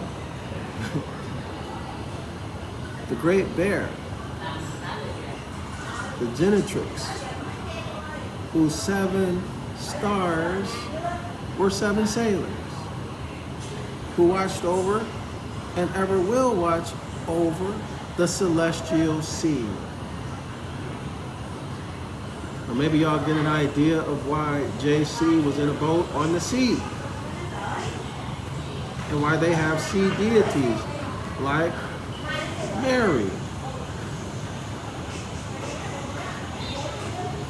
Miriam, Maria, Marina, all the sea deities. Y'all see it? Look at that verse. Psalms, is it 48 verse 2 or 68 verse 2? Y'all check it. Beautifully situated. That's talking about beautifully located. Beautifully located. Beautifully or beautiful for situation. So it's a beautiful location, a prime location. The joy of the whole earth is Mount Zion on the side of the north. Of the north celestial pole. You can't make this up. Okay, so when we talk about black, it's been scandalized, degraded in its connotative meaning. But its denotative meaning, pale brightness, and its use in reference with the North Pole, the North Celestial Pole, is magnificent and beautiful. So we're talking about the denotative meaning and the context, okay, the context of that. In our paradigm, which was majestic, excellence, beauty. But in the solar zodiac projection, they made it into something bad, and it represents in its connotation system in the religious paradigm. Y'all got it? And of course, the corporations use Judeo-Christian doctrines to create their corporate policy. Y'all got it? So black does not refer to complexion in our paradigm. Black refers to the great celestial sea, the region of the North Celestial Pole. This is what we're talking about. But when you apply black to complexion and black to a man or a living thing, it means dead. Y'all see that? And civil death. Okay? I hope everyone sees that. It is the misusage, using a word out of context, in subject matter and in chronology. Okay, let's continue. Page 11, continue. The abyss in Egypt is a name of the north. The abyss, this is the great abyss, right? This is the, go back to page 8. The first paragraph talks about the great abyss. So the celestial mother over or sailed over the great abyss. Okay? Go back to page 11. The abyss, this great abyss, this is a sea, an ocean. This is space, right? Space, not physical water, but a vast, concretely speaking, a vast ocean. A vast celestial ocean, concretely speaking, in space. The abyss in Egypt is the name of the north. And the original mother of this abyss, which was space, was called Typhon. Typhon. The mother of beginnings. The mother of beginnings. This is the what? On page 10, this is the mother heaven in her black mantle, lustrous with moon and stars, a radiant reality of the divinest dreaming, unveiled in human form. In other words, presented in human form so you can see it. A visible revelation of the bringer forth. That quotation again was Gerald Massey in his work titled The Natural Genesis, Volume 2, page 79. Clear, y'all? Typhon. Y'all search Typhon on YouTube. You'll see some of the most terrible things. Some of the most terrible things, y'all. So they just decimated and defamed it.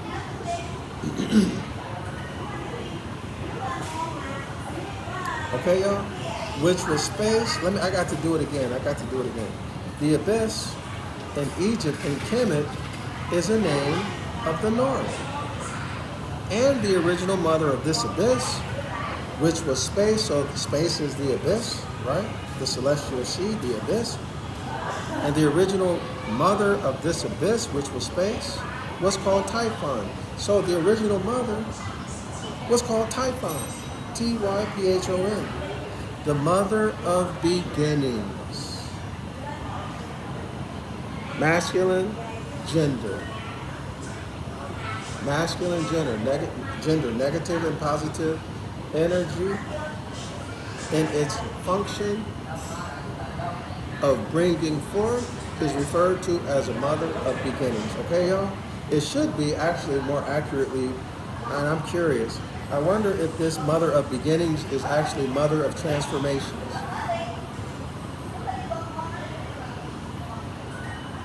Or if that could be one of the possible ways to render the word that's here rendered as beginnings. But that's okay, because when you transform from one thing into another, well, you began a new life form, right? You're at the beginning of a new form, so that's okay too. The mother of the fields of heaven. This is concrete, right? You can see fields. The mother of revolutions. Interesting. See, a revolution, you go around the circle once, you go around the path again, around from beginning to end. That's a revolution, right? Or mother of time cycles. Mother of time cycles. So start at the beginning, go around, and you're at the beginning again. That's a time cycle. The footnote reads, here's what the footnote says, y'all. This mother of revolutions was called the producer and reproducer of souls. S-O-U-L-S. Of course, souls is not ancient. Souls actually is a remix of soul, which is Latin for S-U-N son. S-U-N son, of course, is S-O-N son, or gods, lowercase gods. Of course, that's also a remix, y'all. We know the deal with gods, we went over it. Who were the self-born? Who came from the cycles? Cycles of time. Created by the revolution of the stars of the Great Bear. Wow. This is referring back to what, y'all? Page 10. The Garden of Eden, or paradise, was the place of birth of man and of time. So these cycles are time. So let's do this again. The mother of beginnings, the mother of the fields of heaven, the mother of revolutions, the mother of cycles of time. The footnote reads, this mother of revolutions was called the producer or reproducer of souls, S-O-U-L-S. Catholic Church created that concept from soul, S-O-L, sun, S-U-N, the sun in the sky, and the sun in our physical body that produces heat. It has the same function as the sun in the sky. As above, so below. As below, so above. This is the Hermetic law of correspondence. The producer and reproducer. There you have it. Reproducer is a transformation. That's the law of thermodynamics. Energy cannot be created. The second law of thermodynamics. Energy cannot be created or destroyed. Energy cannot be created or destroyed. It can only transform. Okay? In other words, it's reproduced. So these sons, S-U-N sons, reproduce, who are gods, who are S-O-N sons. C.M. Bay said this. I hope I got my quotation right. Moors are the, hold on y'all, let me,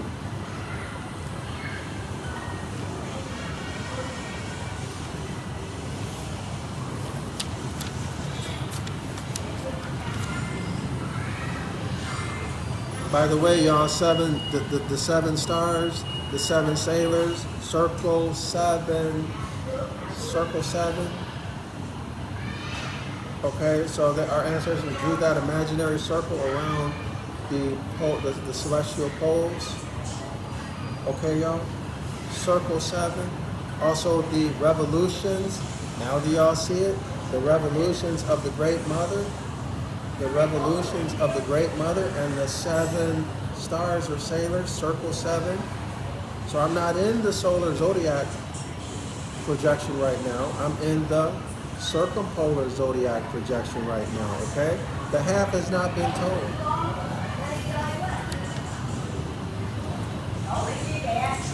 Hold on, y'all. Moors, maybe let me check volume 2.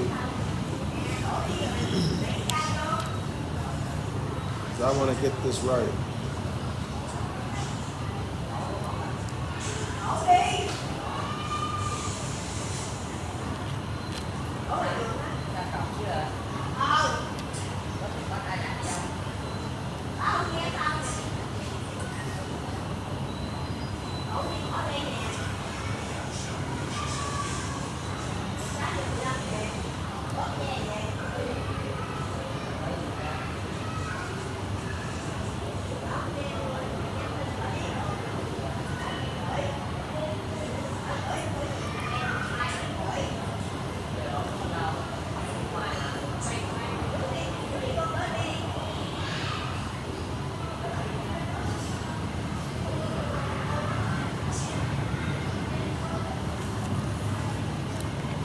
One second, y'all.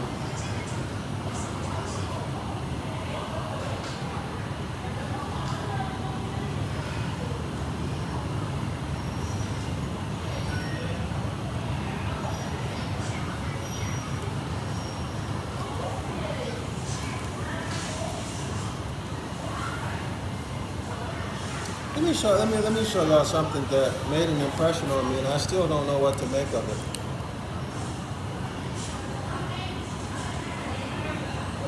Read the circle here.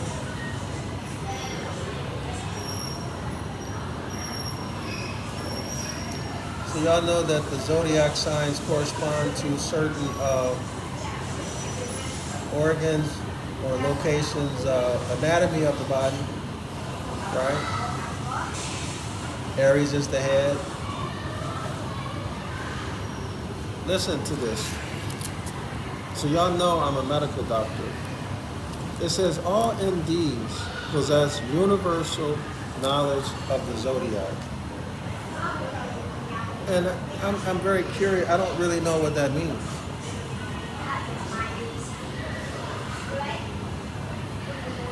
Or, I mean, I know what it means, but I don't know the rationale behind it. I don't know the full story.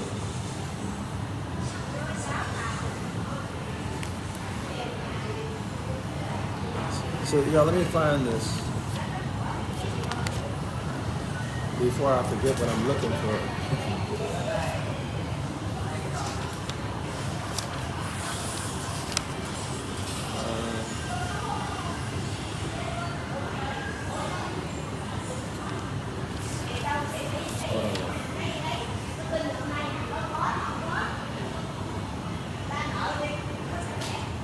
Here we go. Page 38, volume 2. The sons of a widow. The widow is Typhon. Typhon, rather. Typhon. Typhon, the great mother. Hathor. The sons of a widow. Why is she a widow? Well, because she doesn't have a husband. And she brought forth a son, and then that son has no father. So the sons of a widow, a woman, that's Typhon, are the only supreme beings of whom can stand in the form of a cross, 5-pointed star, and in a straight line, whether standing erect or lying down. Y'all see that? Now we know what he's talking about.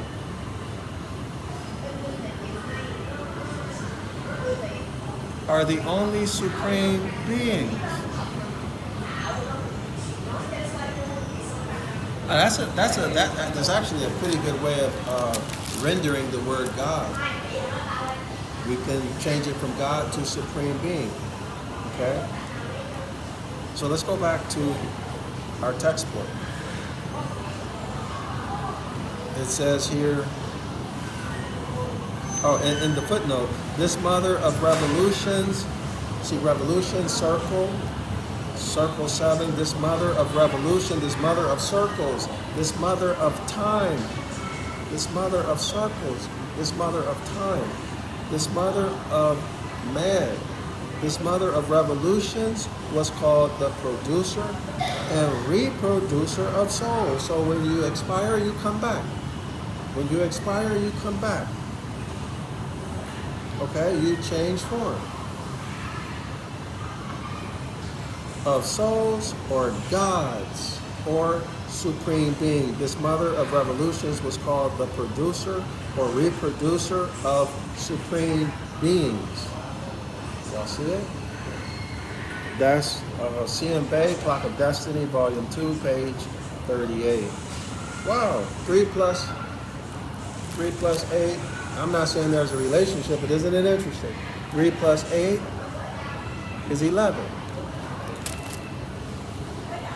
We're getting this information from page 11. Footnote number 1. Okay, what is 11? 11 is 2 ones. So what's special about the number 11? I wish some numerologists would contact me.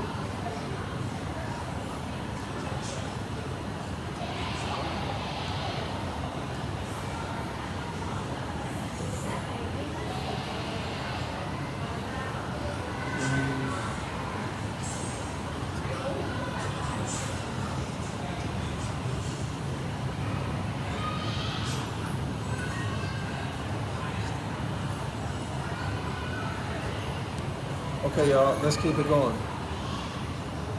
Okay? So she's the producer and reproducer of these supreme beings who were self-born, no daddy, no father, who came from the cycles, the revolutions of the Great Mother. The abyss in Egypt is a name of the north, and the original mother of this abyss, which was space, was called Typhon, the mother of beginnings, the mother of the fields of heaven, the mother of revolutions, the mother of time cycles, as well as the mother of gods and men. Y'all see that? Isn't it interesting in the footnote, the author acknowledges that? He says the producer and reproducer of souls, S-O-U-L-S, souls. He's referring to it as men or gods, as well as the mother of gods, the mother of supreme beings and men. She was later made goddess of the constellation of the Great Bear. Very interesting, it says that she was later made goddess. Well, how late? How late? Was that during the solar zodiac projection, which is only 6,000 years? So that would have been a religious reason for that, right? That would have been a manipulative or a religious dogmatic reason for that if it occurred during the solar zodiac projection. She was later made goddess of the constellation of the Great Bear, mother goddess, and her first son was called Sut, S-U-T, the dog star in the south pole, the south celestial pole. This is where we find it.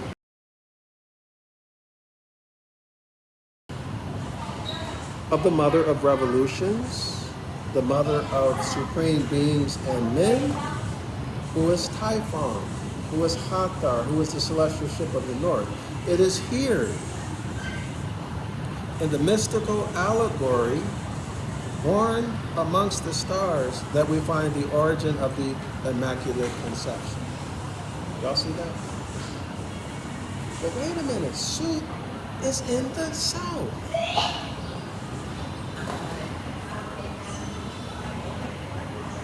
Sut is in the south. The south is low. The south is in the area of the winter solstice. So wait. So you mean to tell me we're talking about the devil and Satan? You religious people? You Christians and Hebrew Israelites? Sut, the dog star in the south celestial pole region. It is here in this mystical allegory, born amongst the stars, that we find the origin of the Immaculate Conception. So the Immaculate Conception is a remix of astrological phenomena or an astrological allegory. Okay, where Typhon produces a son, S-O-N, son, who is Sut, who is the dog star. That's her first son. In other words, the Virgin Mary undergoes Immaculate Conception and produces baby Jesus. There you have it, folks. That's where it comes from. A dog star, Sut in the south, which is what? The area of Satan the devil. So wait a minute, Christ is Satan the devil. Jesus is Satan the devil. Well, of course, we know that there is no real person named Satan the devil who's out to get you. That's all made up. That's a whole made up story to capture your mind and to control you, to scare the death out of you, to get you to do things that you would not ordinarily do if you had your own personality. But your personality that you have right now is not yours.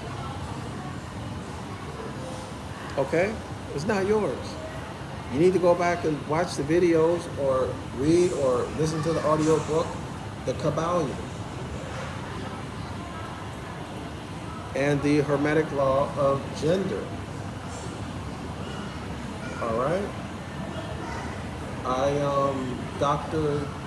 Amos Wilson did the best lecture I ever heard on masculine mental energy being used to make people behave in a way that's not them. Masses of people behave in a way that's not them. Basically, hypnosis.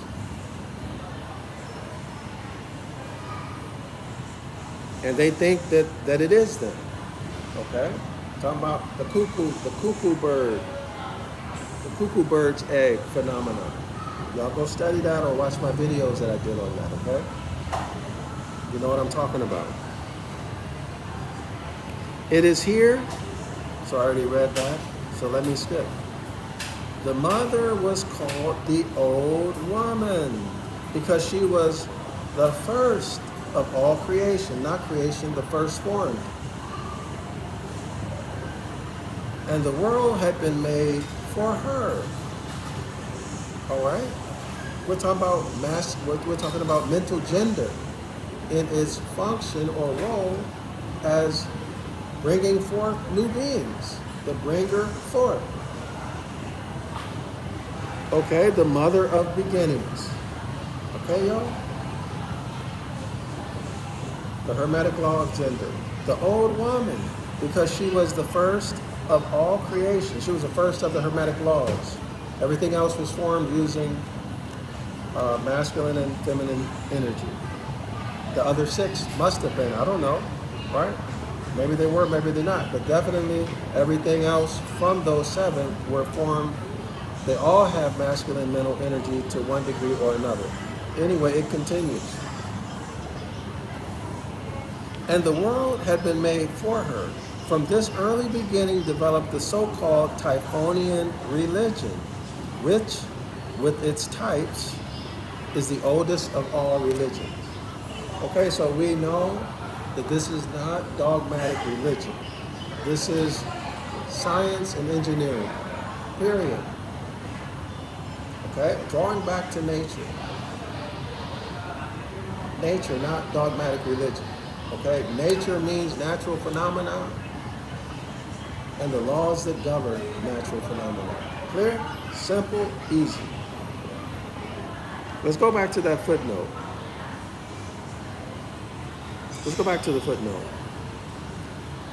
So she is a producer, footnote number 1 on page 11.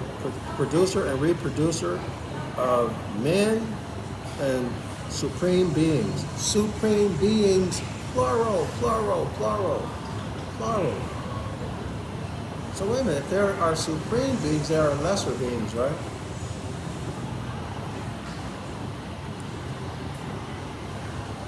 Who were self-born, who came from the cycles, who came from the revolution, who came from the circles.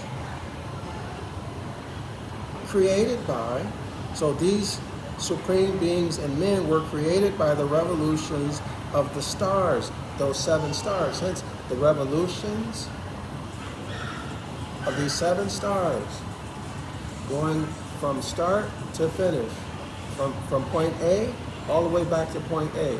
Point A all the way back to A. Produced man and supreme beings. Man and supreme beings, let me restate it, man and supreme beings were created by the revolutions of the stars of the Great Bear. How many stars were there? There were 7. Circle 7. Circle 7. Circle 7. In the north, which is paradise, which is the Garden of Eden, which is the ship of the north, which is the ship of life, which is where man and time were born.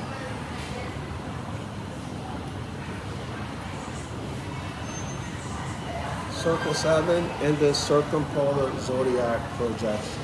Okay? They were later known as spirits of gods. They were later known as spirits of these supreme beings, as spirits of men. Okay, I added that of men in there. So this says spirits of gods, but we know God is a relatively modern, is not an ancient word. And it's out of context here, okay? And in other phases, and in another phase, as the planetary spirits. Y'all got that? So they, these men, these supreme beings, were later known as spirits of the lowercase God. Spirits of the supreme being, and in another phase, as the planetary spirits. Planetary spirits. So planetary, planet, spirits. Spirit has to do with wind. Helios, Greek for S-U-N, sun. The S-U-N, sun god, the S-U-N, sun, supreme being, was born in the cycles and the revolutions of the sun. The light born. Well, if you deal with the sun that we see on Earth, we're talking what? We're talking about the ecliptic, born in the revolutions of the ecliptic. Y'all see that? Helios, Greek. So there's our time frame. This Helios, the S-U-N sun god, this is in the solar zodiac projection, not in the circumpolar zodiacal projection. In other words, Helios, the sun god, is within 6,000 years old. Okay? This is not us. We read that from one mother the universe was born. Okay, that's consistent with Christianity about the Holy Spirit. This was the mother Typhoon, that one mother, the celestial ship of the north, a primordial figure of power. As above, so below. As below, so above. This is why all autochthonous men and women had a matriarchal system.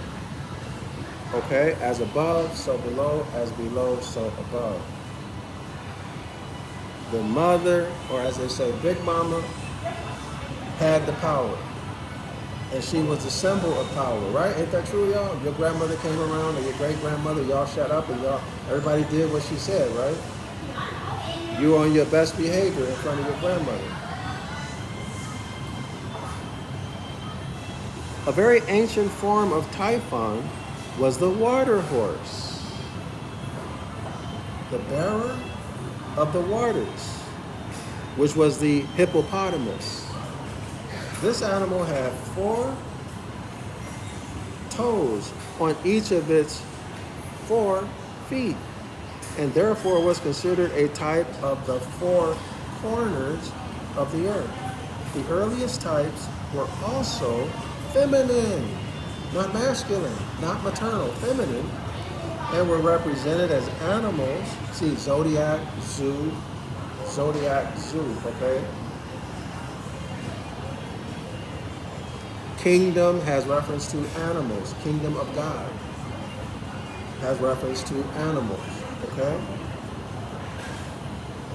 Our Father, let your kingdom come. Talking about the zodiac.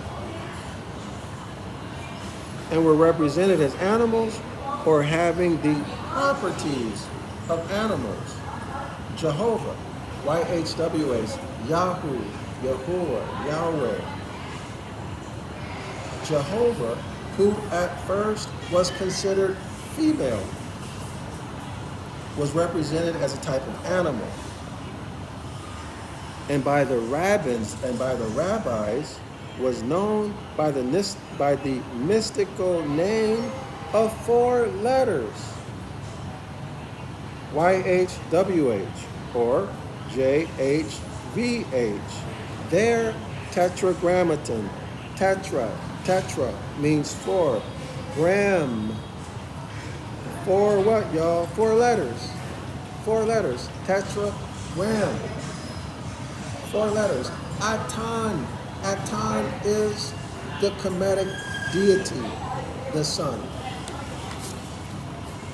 There's your tetragrammaton. Feminine. So this is page 11. Here's where it's talking about, this is Jehovah, Yahweh, Yahuwah. Y'all read that. And y'all don't get mad at me for bringing this to your consciousness.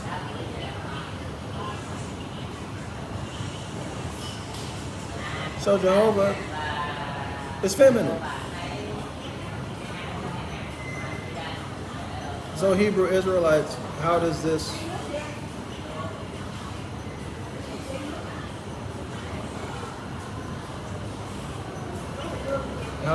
affect, if at all, in your mind, your doctrine about Jehovah being a man or masculine? So do y'all see the remix, okay, that has taken place? You see the outright deception that has taken place, okay?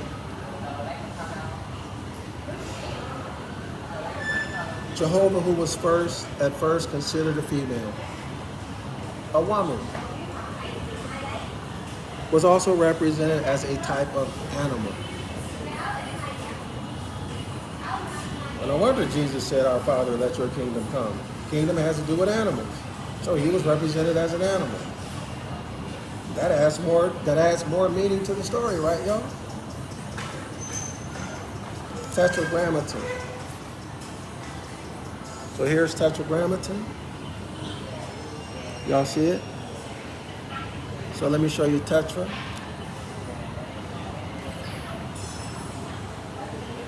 Tetra. Y'all see it? Hold on.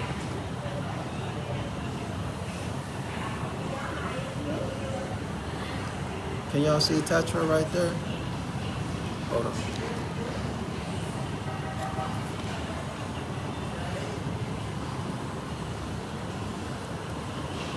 There we go.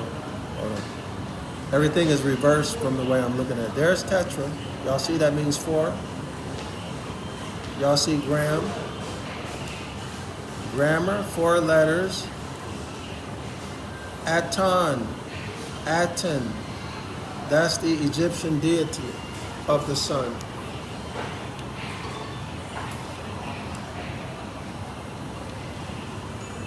That's the Egyptian deity for the sun. Y'all see Aten right there? Can y'all see it? Aten. Atun, Aton, Aten. Tetragram Aton. 4 letters, Aten. A, the first letter, T, the second letter, O, the third letter, N, the fourth letter, the sun god. The white-born.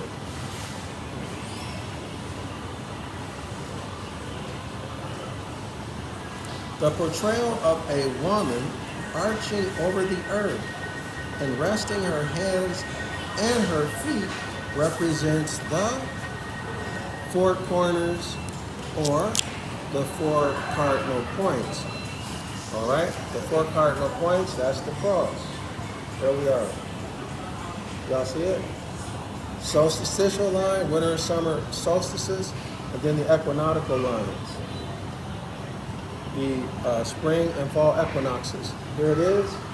All right, this is the cross. Here it is, the Ta cross. You see our ancestors in Kemet. They do like this, right? The camera reverses everything, y'all. So you see them with their rod and their staff, right? The rod in one hand and the staff in another. Isn't that interesting? Is it David, y'all, who says in the song, "You comfort me with your rod and your staff"? The Shepherd Kings, huh?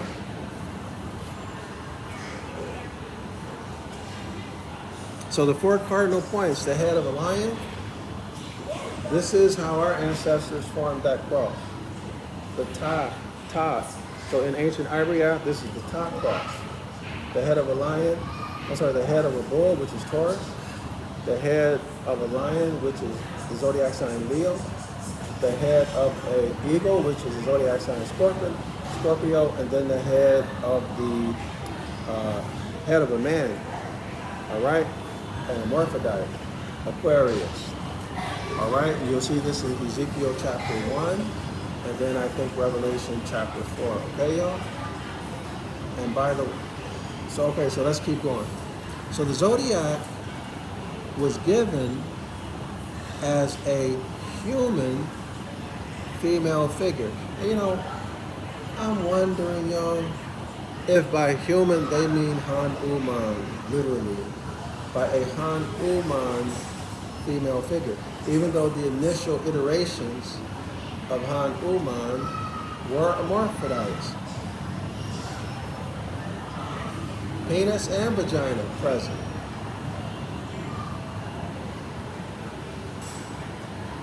Okay, now then you have the animal in on that, right?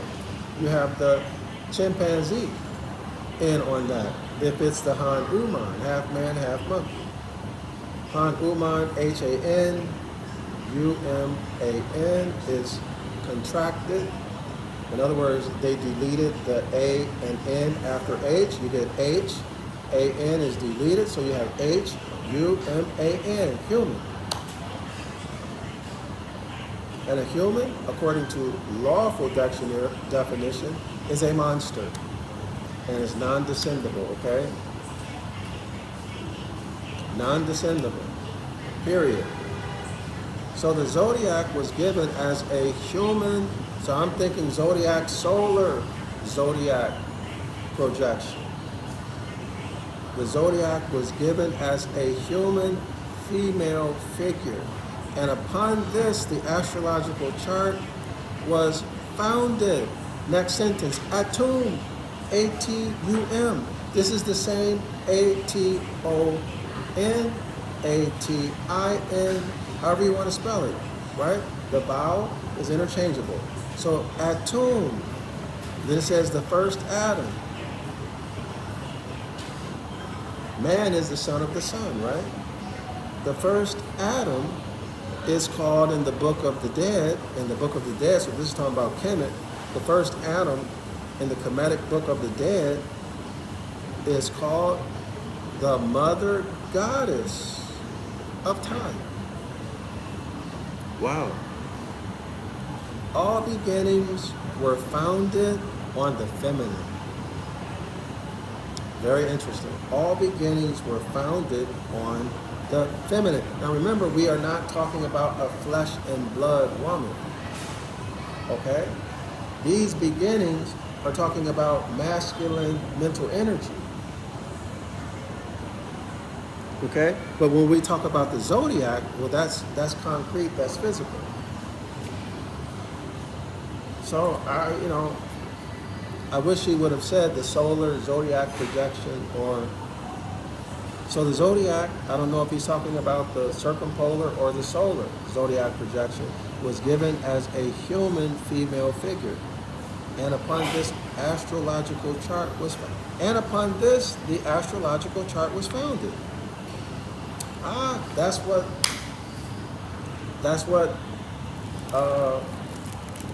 what CM Bay is talking about. That's what CM Bay is talking about. Back to Clock of Destiny, Volume 2. The sons of a widow are the only supreme beings of whom can stand in the form of a cross, five-pointed star, and in a straight line, whether standing erect or lying down. That's what he's talking about.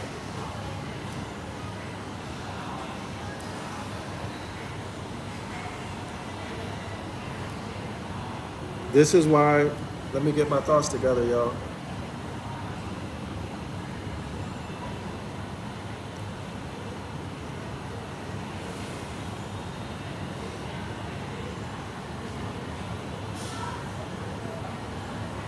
Yeah, when I mentioned about the zodiac signs and constellations having rulership or being associated with certain organs or certain anatomical areas of your body. So the zodiac was given as a human female figure. So not, I wish I had the book. Hold on. I have it back hopefully within a couple of days, y'all. I can show y'all a picture. So in the book that we use, our textbook, in Astrology of the Old Testament that we're using in the class that I'm teaching over at Zion Law School on YouTube, the YouTube channel, there's an image in there, I believe. Or maybe it's,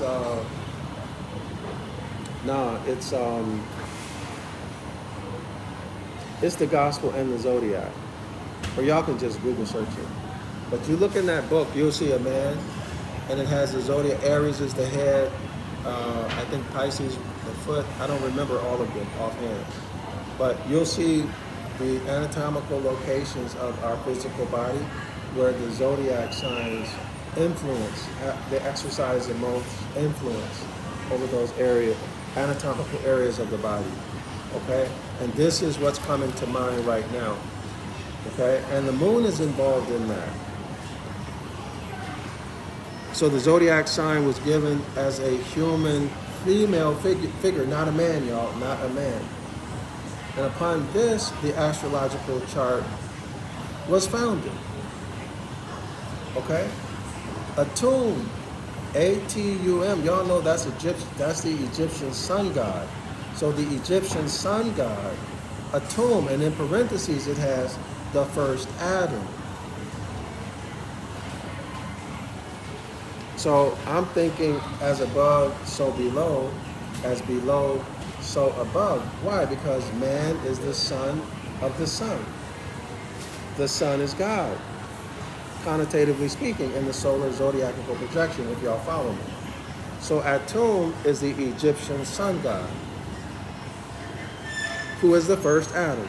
So there's a sun above and there's a sun below. We have a S-O-L, a soul inside of us, that the Catholic Church remixed into a S-O-U-L and then monetized it. Y'all see it? So Atum, the first Adam, so that's celestial, talking about the S-O-U-N sun, and the Hermetic law of correspondence, as above, so below, as above, so below, and as below, so above. So Atum, the first Adam, is called in the Book of the Dead, quote unquote, the mother goddess of time. The mother goddess of time. Now we have to go back to the circumpolar zodiac, and then we see that the celestial mother says this on page 9. I am all that is, all that have been, I am all that forever will be. And my veil no mortal have drawn aside. You don't know nothing about her. All you see is what she wants you to see. The fruit I brought forth was the S-U-N son.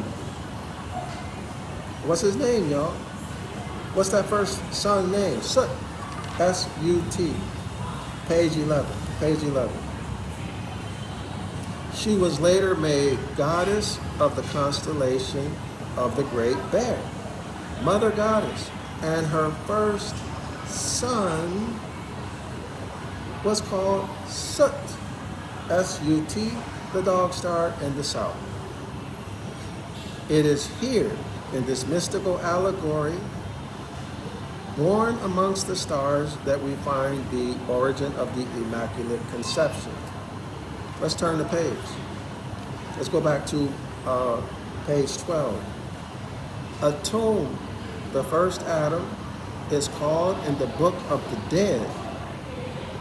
Well, what's the date, y'all, of the Book of the Dead? Was that written during the solar zodiac projection, or is it more ancient? I don't know. I don't have my other device, so I can't check. But let me keep going. The mother, so Atum, who is the first Adam, so this is celestial, is called in the Book of the Dead the mother goddess of time. Now that contradicts what we just read in the circumpolar zodiac. Y'all see it? That contradicts it. Because Sut is the firstborn son. And that's masculine. It's celestial and masculine energy, or primarily masculine energy. Okay? So in this zodiac, this is appearing, so what do we need? We need the date. In order to understand this correctly, we need the date that the Book of the Dead was written. Was it written during the solar zodiac projection, or was it written at the time of the transition, let's say 100, 200 years before the transition?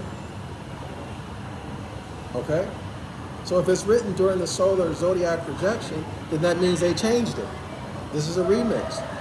Okay? Because Atum is not the mother goddess of time.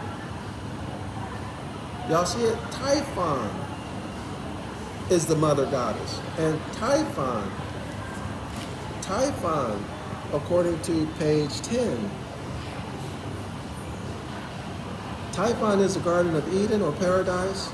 Okay, so the Garden of Eden or paradise was the place of birth of man and of time. Y'all see? So there's a contradiction. The meaning or this immaculate son changes from mostly masculine to feminine in the solar zodiac projection, and is given the attribute of his mother, who is Typhon, as being the mother goddess of time. Y'all see it? Okay? Y'all see it? All beginnings were founded on the feminine. The constellation of the Great Bear was known as the Typhonian Thigh, the thigh of the north. So the Great Bear was known as the Typhonian Thigh, which is the thigh of the north, the birthplace of the beginnings among the stars. Who are the stars? Well, we went through it, right? These are the 7 stars who were the sailors. That's page 11. Typhon, the mother of beginnings, the mother of revolutions, the mother of time cycles, as well as the mother of gods and men. She was later made goddess of the constellation of the Great Bear. So later, I think this is referring to during the solar zodiac projection, they remixed it. They changed the story, y'all. And they now said that Typhon is the goddess of the constellation of the Great Bear. We need more, you know what? I need to get more books and find this out. I think where I need to start is Gerald Massey, The Natural Genesis. The answer is probably there. So she was later made. Later when? Later meaning in the solar zodiac projection, she was later made goddess of the constellation of the Great Bear, mother goddess. And her first son was Sut, the dog star in the south. When did that happen?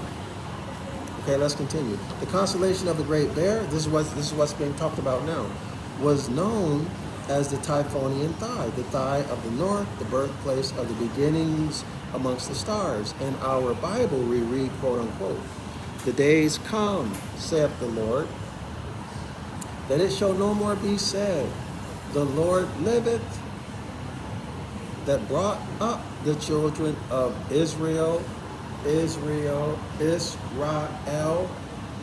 is shortened form or contracted form of Isis. Ra is the sun deity. Isis is Virgo, right? Virgo in the solar zodiac projection. Virgo. Ra is the S-U-N sun. And of course, El is also the S-U-N sun. Il is also Al in Arabic, okay? Okay, so when it shall no longer be said that the Lord lived, that Lord liveth, that brought up the children of Israel, Isis, Ra'el, clearly that's Kemetic, Egyptian, out of the land of Egypt, out of the land of Kemet. But the Lord liveth, so they're not going to say that anymore. Here's what they're going to say. The Lord liveth, that brought up the children of Israel, that brought up the children of Isis, Ra, and El. These are solar deities from the land of the north. Well, there you have it, folks. There you have it, folks. This is Jeremiah 14, verse 14 and 15. That's interesting. 14, 14, and 15. Hold on, y'all. 11.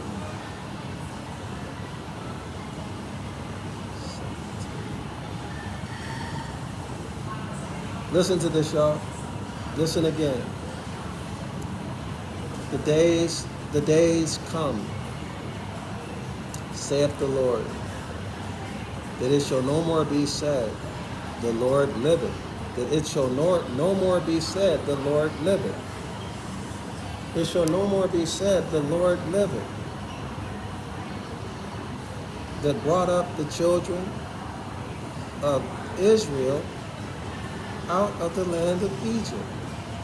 The days come, saith the Lord. So let's say landlord, or let's say Jehovah. who is the Tetragrammaton, who is Atum, Aten, the solar deity. The days cometh, said the solar deity Atum, the solar zodiac projection.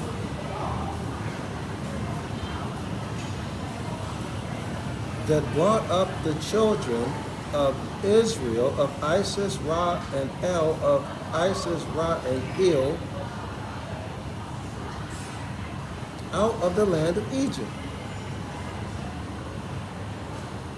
So Atum brought up the children of Israel out of the land of Egypt. Think about that.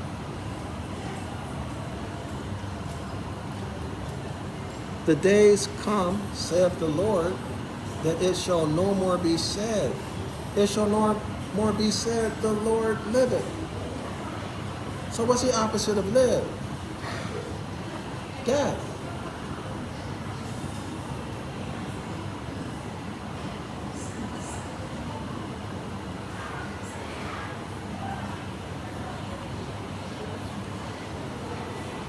Wow, I hope y'all see what I'm saying. It shall no more be said that the Lord lives. It shall no more be said that Atum, Aten lives. It shall no more be said that this solar god lives. What solar god? Aten. What about him? What did he do? That brought up the children of Israel out of the land of Egypt.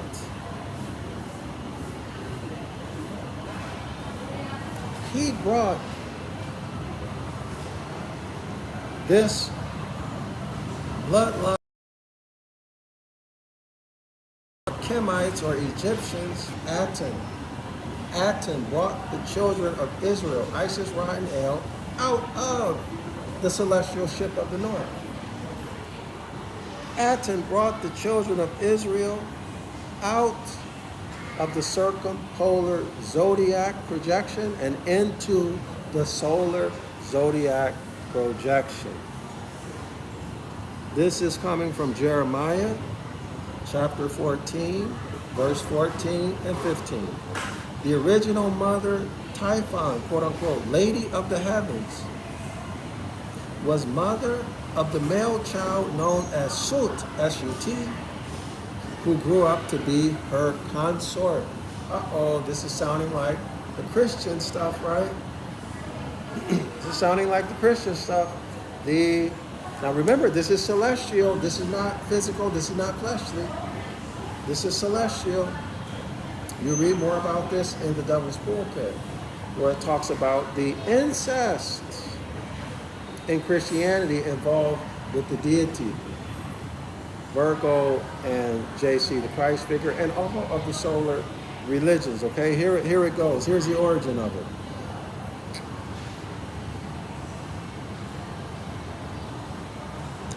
Okay, Sut,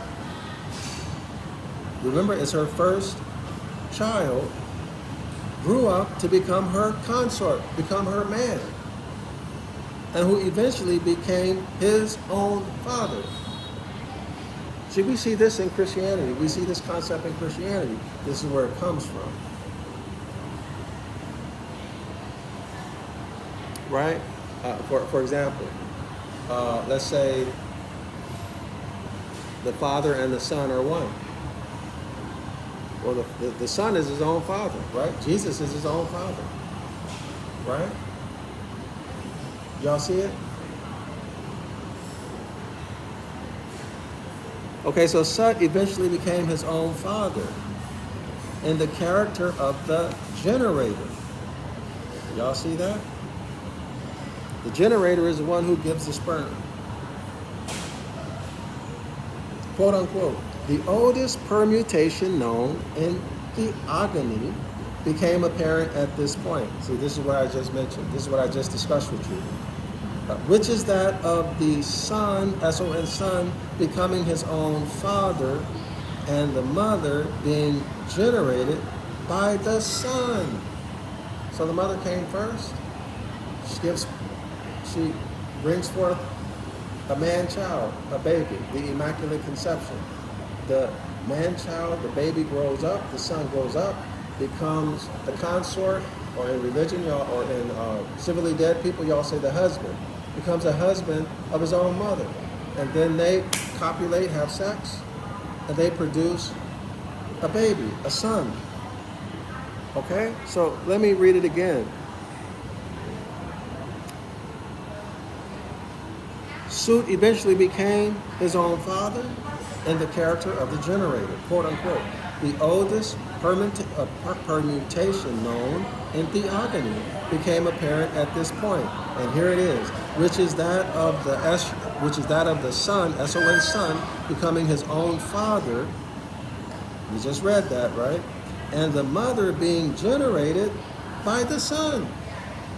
So the son grows up, has sex with his mother, makes a baby, okay? And now the son makes his mother.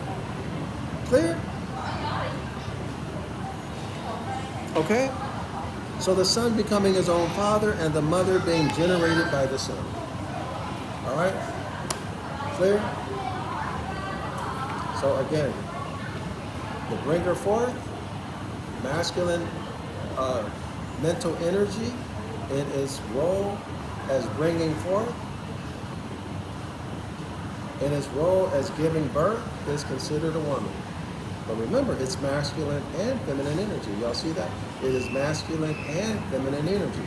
But in the role of bringing forth is considered a woman. So it gives birth to a child, a son, Sut. It produces Sut. All right, by this time, the other, all 7 Hermetic laws are present, okay, and are involved. So Sut grows up, marries his mother, they have a baby. And then that baby becomes the mother. So what is it saying? What is it saying? Is it incest? Well, if you're dealing with fleshly people, yes. It's also impossible. But celestially is not. Because what you're dealing with is what? Masculine mental energy. Okay? So masculine mental energy is masculine and feminine energy. And its role as a bringer forth of anything, forming anything, is called a woman. Clear? All right? Brings forth that son, which is masculine mental energy. And now you have masculine and feminine mental energy coming together to form feminine energy. The feminine energy, of course, is a woman. Can be thought of as a woman. Y'all see it? Why? Because a woman will give birth. Clear? The woman will give birth. And this woman is considered what? The mother is going to take the role of the mother of Sut. What is this telling us? Nothing more than masculine energy is involved in forming everything. Clear? That was remixed into religion. Incestuous, dogmatic religion. Christianity, okay? So let me do it again. The oldest permutation known in theogony became apparent at this point, which is that, so here's that oldest permutation, which is that of the son becoming his own father and the mother being generated by the son, end quote. Footnote, this comes from Blavatsky, HP. So I believe that's Madame Blavatsky. Back to the paragraph. It is in this Typhonian religion that we first find the worship of the Virgin Mary. Now, this has to be in the solar zodiac projection. That's where we're at, y'all, in terms of time, okay? And the fatherless child, this is Sut, which later found a home in Rome, quote unquote. But she, that's Typhoon, the celestial ship of the north, came to be portrayed as a male virgin. Typhoon, y'all. Y'all see how degrading this is? You see what they did? You see their mindset? Sick mindset. Typhoon came to be portrayed as a male virgin or maleless. Male virgin or maleless. Maleless means what? No masculine energy. No masculine energy, but a male. So what is he talking about? Maybe an hermaphrodite. To indicate the beginning or creating power on the way towards the final fatherhood. In other words, they were transitioning from the paradigm of feminine energy, and feminine energy being the symbol of power. Okay, you respect the woman because the woman is presenting in the form of feminine energy. So you protect and respect her, right? She's got the power. Well, they wanted to get away from that. So they represented the Virgin Mother as what? A male and a virgin, or maleless, to indicate the beginning or creating power on the way towards final fatherhood. In other words, they were getting rid of the feminine energy and its symbolic meaning of power, transitioning into a paternal society. Y'all see that? It was Manu who said the male virgin gave birth to the light. Huh? Manu who said that it was the male virgin who gave birth to the light. So what is this? This is a Hermetic law of polarity. He just told a lie, opposite. He just said the opposite of what is true. Y'all see it? But there's no creativity in this. None whatsoever. Y'all see it? If it's white, the opposite is black. If it's up, the opposite is down. He just told outright lie. So this is a remix as they transition through violence, through psychic attacks, psychological warfare operations in the form of religion, dogmatic religion, and a misuse and abuse of the Hermetic laws. Okay, y'all? Creating, telling stories, making up stories. Or let me rephrase that. Changing the realities of the original stories into personifications of deities that had a real life and a real history. Y'all see the perversion? Everybody see it? Okay, let's continue. It was Manu who said the male virgin gave birth to the light. Well, what do we know? We know that that's not the case. We read on page 9. Second paragraph. She, the celestial ship of the North Typhoon, had been imaged as intensely black, her bosom bare, crowned with a golden pyramid, about which twined an immense serpent. Night and darkness belong as symbols to very great antiquity, circumpolar zodiac projection. That's the age, okay? A superabundance of darkness, metaphysically, is light. Darkness adopted illumination in order to make itself visible. Okay, that quote comes from Robert Flood. Out from the boundless abyss of darkness, acted upon by divine power, came the holy light. Paracelsus called the sidereal light the astral light, the reflection of the great Immaculate Mother, to whom the name of the astral light had been given, a name never given to the Father, or the fatherless Son, or the Immaculate, of the Immaculate Mother. Okay, now you see why it says of. Never given to the Father or the fatherless Son, of the Immaculate Mother because they both came from her. Who was placed initially came from her, and then after that, she came from them, right? But it's not talking about flesh and blood. It's talking about masculine or mental energy in the process of bringing forth, okay? In the function of bringing forth, okay?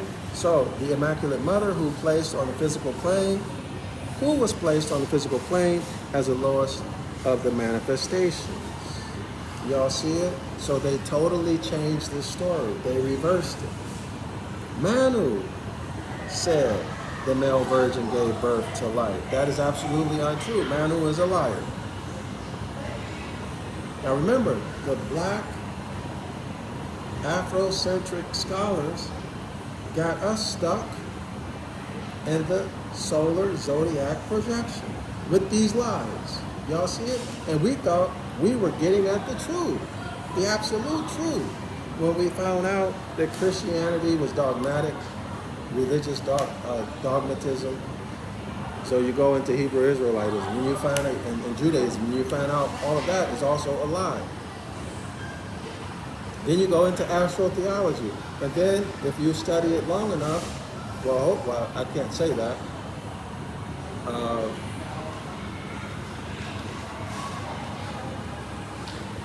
Let me speak for myself.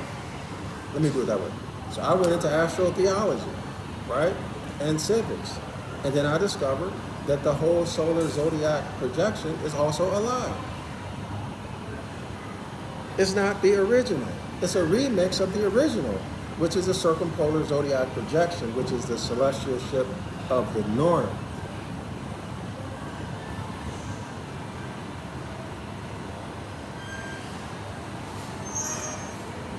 Which is the Hermetic laws and how the Hermetic laws expresses themselves. Y'all see it? All is mind. The universe exists in the mind of the all. It was Manu who said, let me clarify something. I don't know for certainty that our ancestors did not recognize, and I'm not saying this, didn't recognize the zodiac signs. I'm not saying that. Okay? But what I am saying is this. At one time, the earth was a paradise all over. And that's the only situation. And it is, I've read in these books, that the earth's axis changed. Earth axis changed. Okay? And that's what gave rise to the four seasons. I've read that.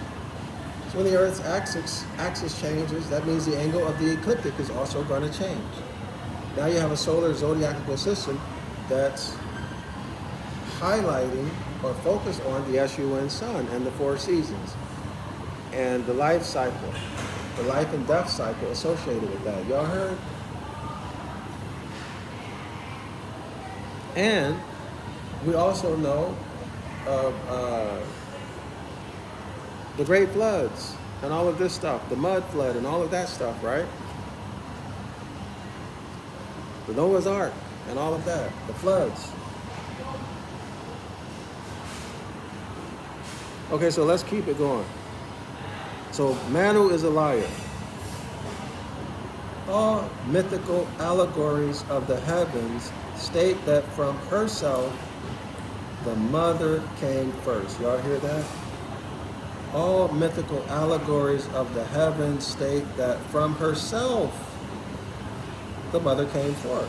Well, what's herself? The first law, the law of mentalism.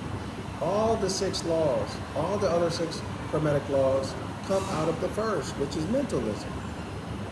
Study the Hermetic laws by the 3 initiates, okay? At a far later period, when solar time, i.e., time told by the SUN sun, took the place of the early Sabian time, Sabean. This is the circumpolar zodiac projection. Time told by the stars.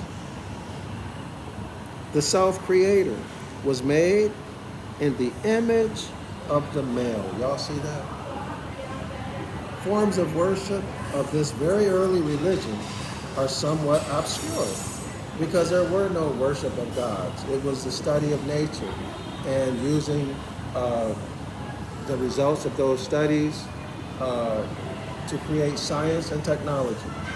But it did not in any way constitute a mystery of immodesty like you see in these secret societies and in religion today. A mystery of immodesty. For it is known that originally it refers to what they call religion, let's just call it a culture, a way of life, was pure and beautiful, relating to the mystery of life itself. In other words, the study of nature. That's all it was, study of nature. In other words, you study nature so you can live in harmony with nature, right? And so that you can live civilly and overcome or do whatever it is you want to do. Using what? Science, engineering, science, technology, and engineering. All that was claimed to be obscene and anathematized as unclean was due to other and later interpretations. In other words, people in the solar zodiac projections, they started telling lies to defame us and our paradigm, the circumpolar zodiac projection paradigm. It represented, this is our lifestyle, the study of nature. It represented the naked nature of primal beings. It represented the naked nature of the autochthonous Moors. Everything in the open, no mysteries, we ain't had nothing. And here's nature, let's study nature. Let's observe nature. Let's use our findings to create science. From the science, let's create technology. Let's build our knowledge base of engineering, law, architecture, medicine, everything. Okay? The primitive physiological conceptions of a creative force. No, not creative force, there was no beginning. A formative force. Second law of thermodynamics, energy cannot be created or destroyed. It can only transform. This is governed by the Hermetic laws. And the act of formation is governed by the Hermetic law of mental gender, in which it's functioning in the role of a mother, giving birth, bringing forth. Okay? There was nothing gross in it, but much that was of absorbing interest. You don't see that? This religion, this lifestyle based on reality, based in nature, civics, law, medicine, civility, peace, harmony, beauty, respect, brotherhood. This lifestyle, they call it a religion, finally passed into Judea, making its home in Jerusalem, quote unquote. The branding of the sun, that's the sun, Typhonians, that's the mother, Typhon. Typhonians, they're calling this a religious organization, as the fatherless ones. So these Typhonians are the Sabian Moors that we just read about on page 12. At a later period when solar time, i.e. time told by the SUN sun, that's a solar zodiac projection, y'all, took the place, replaced, and it took the place, how? Peacefully? Absolutely not. Through violence and psychic attacks called dogmatic religion. All of them based on the solar zodiac projection. That's the template for all of them. Keep that in mind. Okay, took place, let me read that again. I.e. when the time told by the sun, this is solar time, took the place or replaced the earlier Sabian time. Who are the Sabians?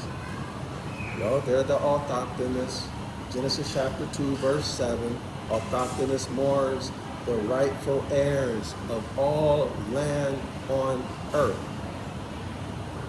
including all resources, water, oil, gas, human, Han Uman.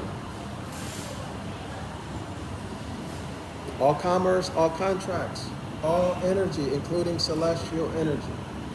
We're the rightful heirs. We are the people in the preamble of the Constitution for the United States of North America. All right? The organic Constitution. We are the people. All right? Took the place of the early Sabian time, the Saba Moors, Sabian Moors, told time by the stars, the self-creator, right? Isn't that what it says? On page, is it page 11? It says here, is it page 11? Hold on, y'all.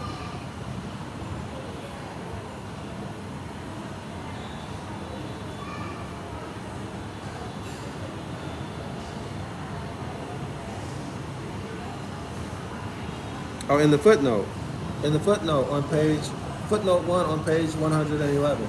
This mother of revolutions was called the producer and reproducer of souls or gods of men and supreme beings who were self-born. We read about that already, right? How they're self-born. Who came from the cycles. The celestial ship, who is Typhonian, going around in circles. 7 stars, circle 7. The ancient mindset of our foremothers and forefathers. All right, y'all? They were later known as spirits of the supreme being, supreme beings rather, and in other phases as planetary spirits. Okay? Now let's go back to page 12. Deal with this lion. No, page 13. So now what do we find, y'all? Our culture, our lifestyle makes it into Judea. This religion finally passed into Judea, making its home in Jerusalem, quote unquote, the branding. So in Jerusalem, listen, y'all, in Jerusalem, the branding of the Typhonians, the branding of the Sabian Moors, as the fatherless ones. The widow's son.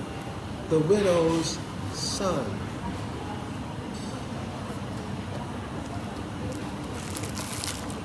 Let me see if I have something to show y'all.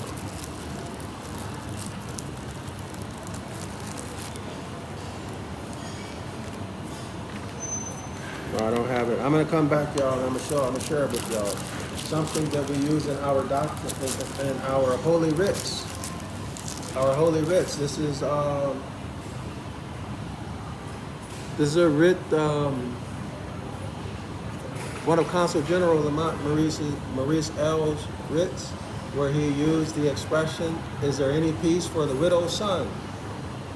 Right? Because these secret society, these Freemasons, secret society members, when they see Hiram Abiff standing up with his head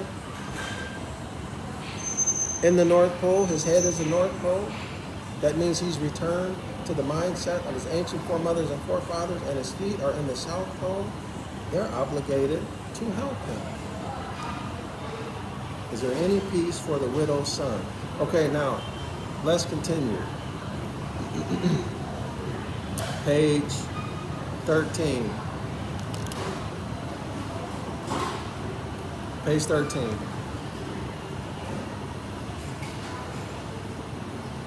Let's continue. So the branding of the Typhonians, the Sabian Moors, as the fatherless ones, that's a brand, y'all. They branded us as the fatherless ones, according to this author, religiously speaking.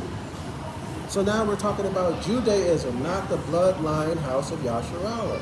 We're talking about the religion of Judaism, not the bloodline of people. Religiously speaking, came through the worship of the mother and child, who became the harlot of Revelation and the bastard of the Osirians. Y'all see that?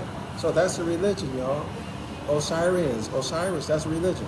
The footnote, this is coming from this is coming from Blavatsky, HP, or HP Blavatsky. Okay? Y'all see that? Huh? So now, how can you practice a religion, be it Christianity or Judaism? You see why that dishonors your ancient foremothers and forefathers? Everybody see that now? Basically, they stole our stuff and then told us a bunch of lies. One level of the lie is Christianity. Another level of the lie is Judaism, or let's just say the religions. Another level of it is the astro-theological level of the lie. All of these religious doctrines are coming out of astro-theology. But that's only half the truth. The other half the truth they didn't tell. Most of us don't know anything about, and y'all probably thinking terrible things about me right now. The other half of it, remember Prophet Noble Drew Ali said the half of it has not been told. The other half of it is the celestial ship of the north.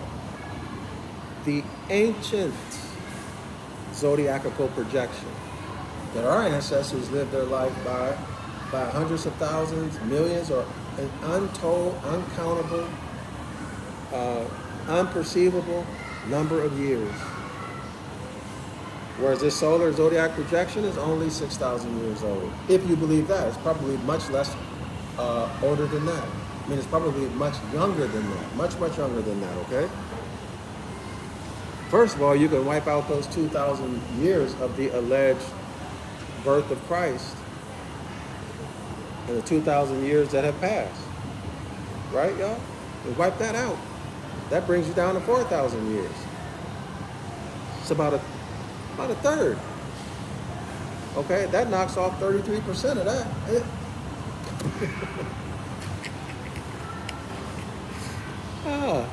33%, y'all. That's Masonic if it ain't. Do y'all see that? Is it just coincidence, y'all? Absolutely not. It cannot, all of this cannot be coincidence, okay?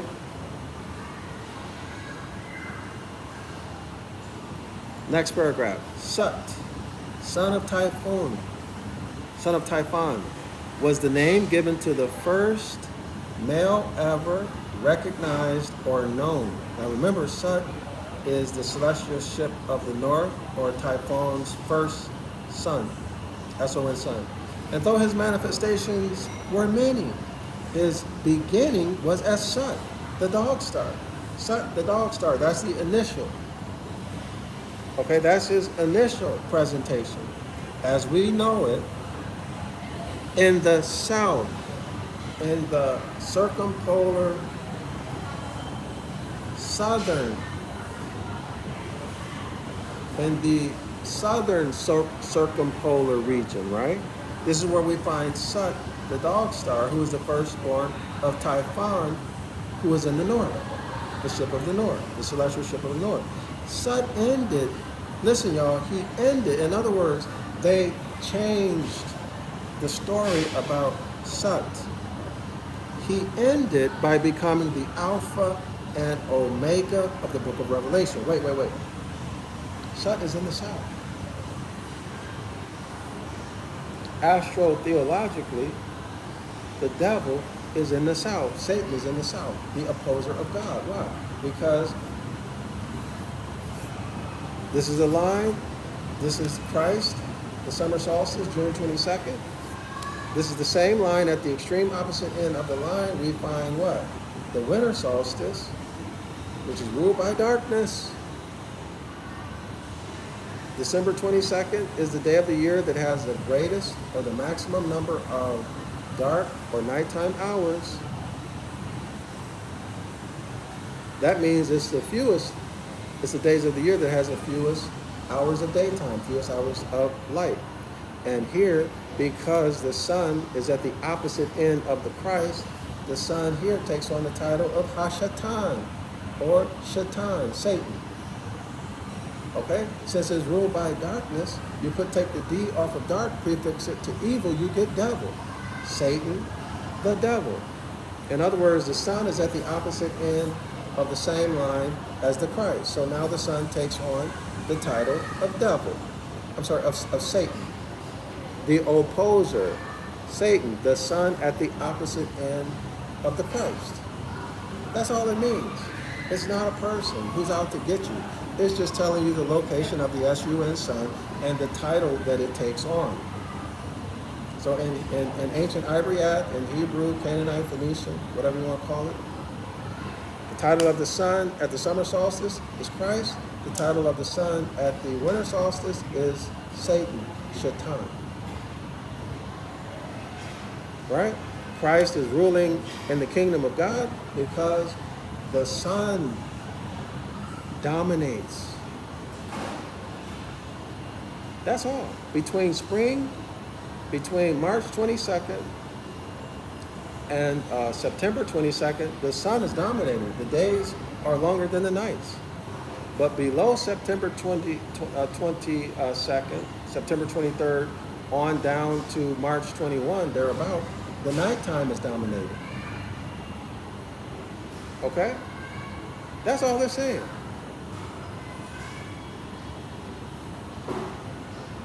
So now here you have Sut, the firstborn of the firstborn from Immaculate Conception is again here what? Satan. Y'all see it? Is again here is Satan in terms of its position, physical position. Nothing to do with religion. All right? But in religion, you are taught that Satan is evil and he's out to get you. You're taught that Christ and Satan are two different people. But it turns out that Christ and Satan, these are just different names for the sun in different positions at different times of the year and different seasons. So it's actually the same sun, right? So now they got you worshiping Satan and Jesus without knowing it. All right, y'all? That's my point. So Sut, the dog star, as we know it, in the south, he ended by becoming the Alpha and Omega of the book of Revelation, because the S-U-N Son is also God the Father, who is YHWH, who is Aton, who is the first Adam according to the Kemetic Book of the Dead, who is feminine, presented as feminine in that book, presented as the mother goddess of time. Whoa, you Christians and Hebrew Israelites, what you gonna do? What you gonna do with this information? Al Shaddai, listen, Al Shaddai, Adonis, Baal. Guess what, y'all? These are all symbolical names of Jehovah. And others were all personifications of this early S-O-N Son of the first mother. The Father and the Son are one, right? And originally belonged to her cult, which is the same as that of the Church of Rome today, the worship of the mother and child. Okay, if you've seen the Father, if you've seen the Son, you've seen the Father. But have y'all noticed that the Father is always somehow mysterious, right? But Jesus and Mary, they put right in your face. Okay, y'all? By a little searching, many secrets of the ancient cult are recognizable as explanations given for the so-called orthodox forms of religion today. That's in 1927. In other words, all you got to do is look for it. Even in 1927, if you look for it, you can find it. The mother and son worship by modern Christians hark back or originate back to Typhon in Egypt. Above and her son Sut. Egypt above is what, y'all? The Garden of Eden, the celestial ship of the north, the northern circumpolar region of space. Wow. Let me say it again. The The mother and son, this immaculate conception, the mother and son worship by modern Christians hark back or originate from Typhoon in the Egypt above, not Egypt on the earth, in the Egypt in space. The Garden of Egypt, the Garden of Eden, originate or hark back to Typhoon in the Egypt above and her son Sut. This virgin mother and the child of heavenly conception were ages old. They were ages old before they became Semitic.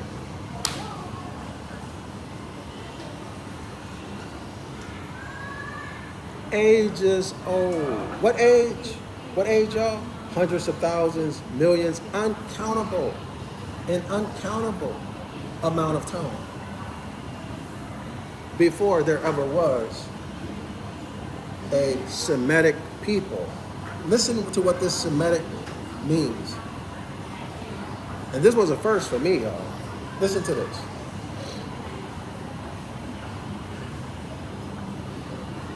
They were also worshipped, that's the mother and son, were also worshipped by the Hyksos, H-K-S-H-U-S, the Hyksos. I think today they call them the Hyksos. Or maybe it's a different people, I don't know. But this is H-K-S-H-U-S. They were also worshipped by the Hyksos, called the shepherd kings of pre-monumental Egypt. Pre-monumental Egypt. Pre-monumental Egypt. So I guess by monuments they're talking about the Sphinx, the pyramids and all of that. Who were the rulers? Listen, y'all. Who were the rulers for 13,000 years? Now, do y'all believe that? 13,000 years. Isn't that Masonic? 12 apostles, 12 constellations, one Jesus, one S-U-N son, 13.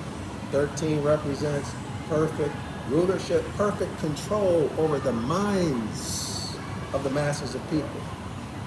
That's why 13 is an unlucky number for you, but it's a lucky number for those Freemasons who are in the power position.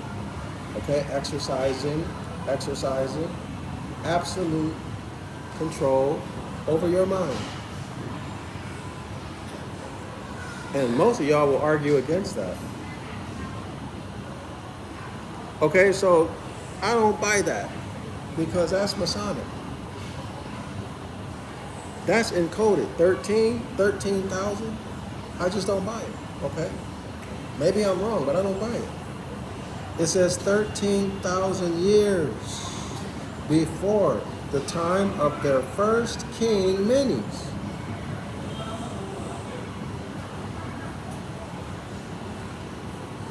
Y'all hear that? The Shush-Enhar, S-H-U-S-E-N-H-A-R, the Shush-Enhar or Hyksos were known as the followers of the great Egyptian god Horus, with whom mythologically the Israelites were connected. Now this don't make any kind of sense, y'all. Why? Let's look at it. Let's look at it. The solar zodiac projection is only 6,000 years old, as I know it. Okay? The history of the pharaohs, dynastic and non-dynastic pharaohs, are only, I think, 10,000 years. This is where the West, this is how the West calculates its time, by the pharaohs. Pre-dynastic and dynastic pharaohs. It's supposed to be around 10,000 years, okay, y'all? Here's a problem I have. Check this out. The Semitic people, are they 13,000 years old, y'all? Listen, they were also worshipped by the Hyksos, called the shepherd kings of pre-monumental Egypt, who were the rulers for 13,000 years before the time of the first King Menes. The Shu-en-Har, or Hyksos, were known as the followers of the great Egyptian god Horus, with whom mythologically the Israelites were connected. So when did that connection take place? 13,000 years before the first King Menes? There was no such people called Semites, right? Because what are they calculate the Bible as being, the bloodlines, 6,000 years. So that's an extra 7,000 years. Oh, 6 plus 7 is 13. Now that's Masonic. Also what, y'all? Well, I guess that's enough about that.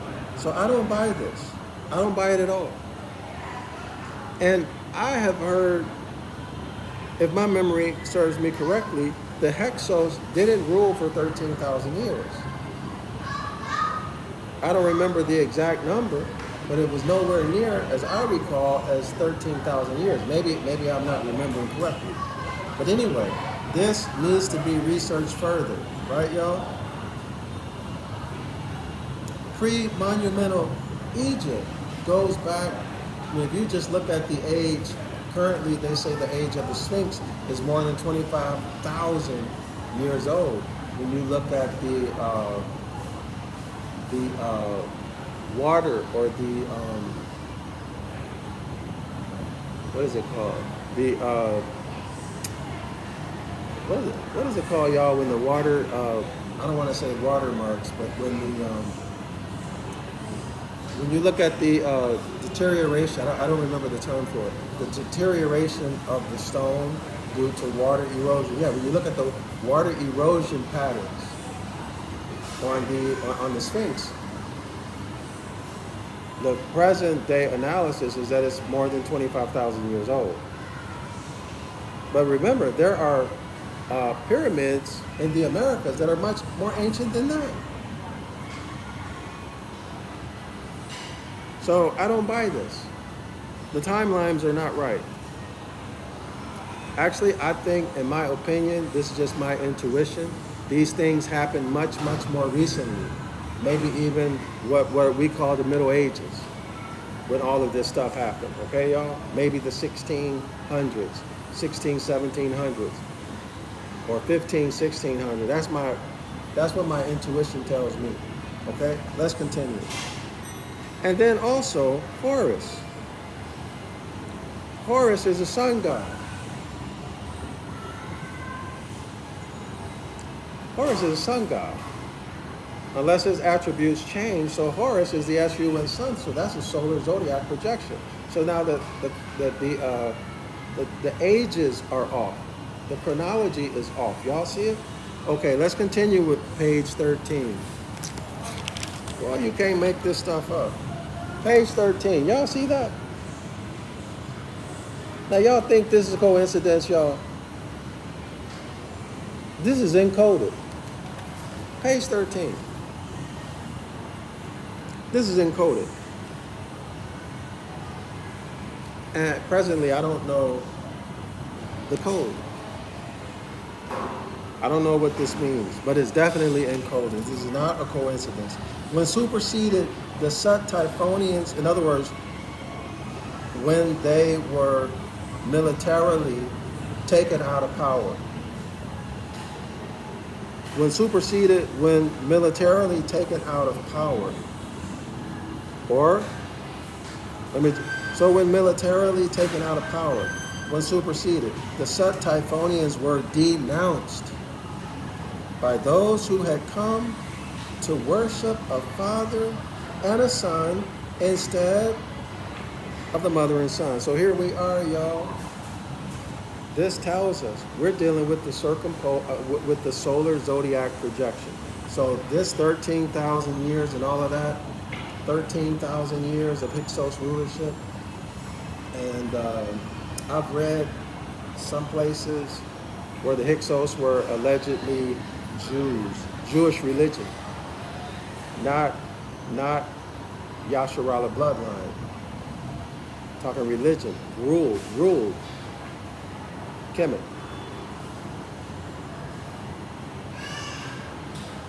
So here it is, y'all. Set Typhonians, or the Sabian Moors, were denounced by those who had come to worship a father and a son. This is Roman Catholic Church. These are those dirty Moors from Kemet. Those who came to worship a father and a son instead of the mother and son. Key word here is worship. So they went from scientists and engineers, not knowing anything about external gods and all of that, it not even being a part of their culture or lifestyle. 2, religion, Jeremiah 8, verse 8. Okay, these scribes changed the book of the law, the book of natural law, into a book of religion. Y'all see it? And they denounced the Sabian Moors.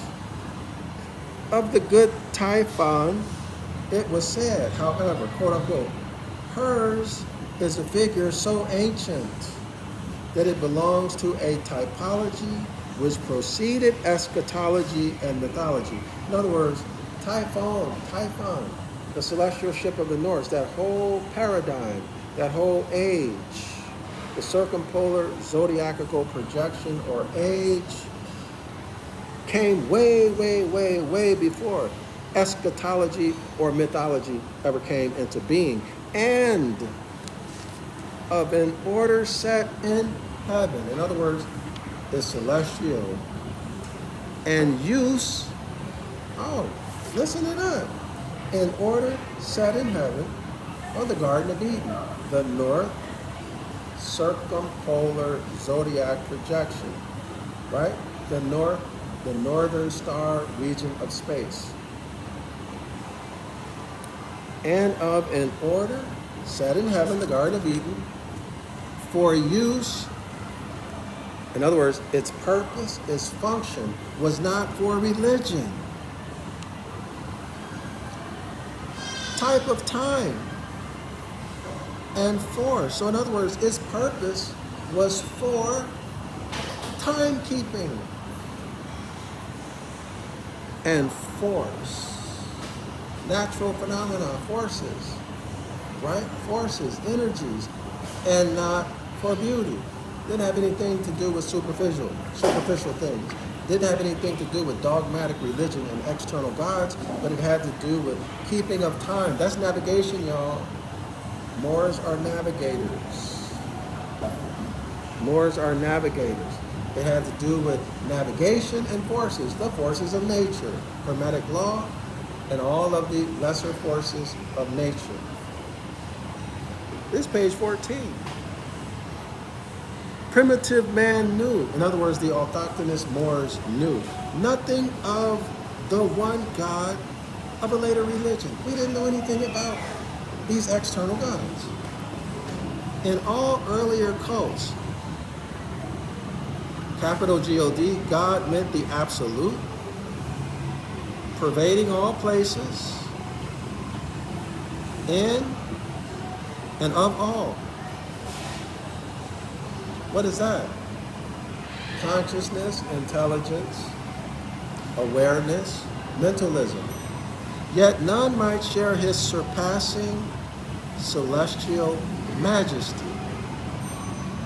God was not a solitary figure, a silence. Quote unquote, he was surrounded by other gods of light. Y'all, we're talking about mentalism. And then, of course, the other 6 Hermetic laws. Beauty, purity, and divineness, immortal in their essence. Energy cannot be created or destroyed. It can only transform. Second law of thermodynamics. For it emanated from the Most High. the first Hermetic law, which is mentalism. Then we have a footnote, the Book of God by Kennelly. That was taken from the Book of God by Kennelly. But all were encompassed by his love, or source of all. The second Spirit of God, the second Spirit of God, the second great power that began to exist when God developed beauty out of himself. What is this? Well, this is the mother of bringing forth. The mother of bringing forth, this is the Hermetic law of mental gender in its function, in its role as producing and reproducing all things. In other words, the woman giving birth. Okay? So the second great power that began to exist, or that emanated from the first law of mentalism, when God developed beauty out of himself, was the mother first and foremost everywhere, preceding any knowledge of that one God. In other words, our ancestors anciently saw feminine energy as the symbol of power and the bringer forth of everything, and we honored feminine energy. As above, so below. As below, so above. So we honor the matriarchy in the flesh, okay?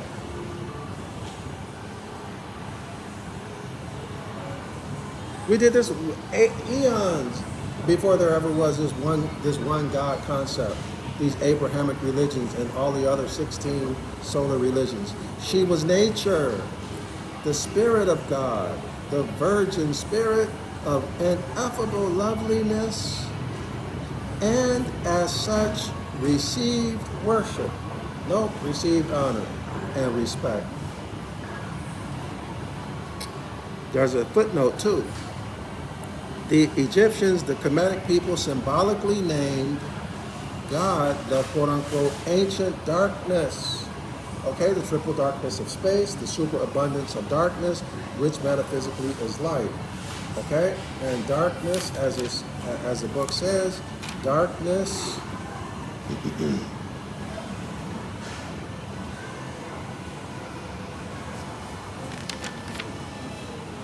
darkness adopted illumination in order to make itself visible. That's on page 9.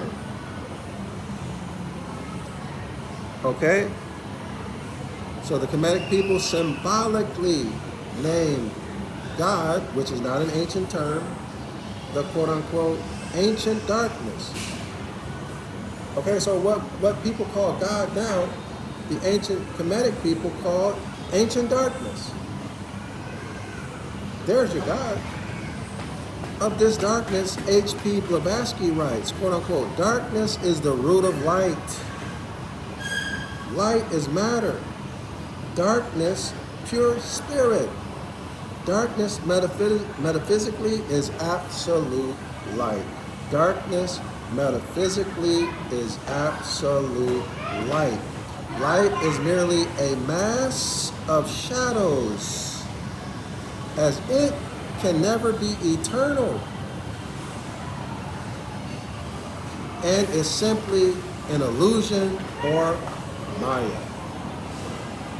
This is why you'll hear in the religions and even in astrotheology, you'll hear that the sun will eventually burn out, right? The sun will eventually exhaust all of its energy. And therefore, the Son of God gives his life on behalf of the many. The sun is giving, the SUN sun is giving its energy, knowing that it will eventually burn out and die. So the sun gives its life so that you can live. You need sunlight. You need heat to live. Everybody see it? I like that so much I got to do it one more again. Page 14, the footnote reads, the Egyptians symbolically named God the. Okay, y'all? This is God. Not Odin, not Woden, not none of that stuff. This is what the ancient Kemetic people symbolically referred to what is called God now. Ancient darkness. Ancient darkness. So when the Honorable Elijah Muhammad of the Nation of Islam talked about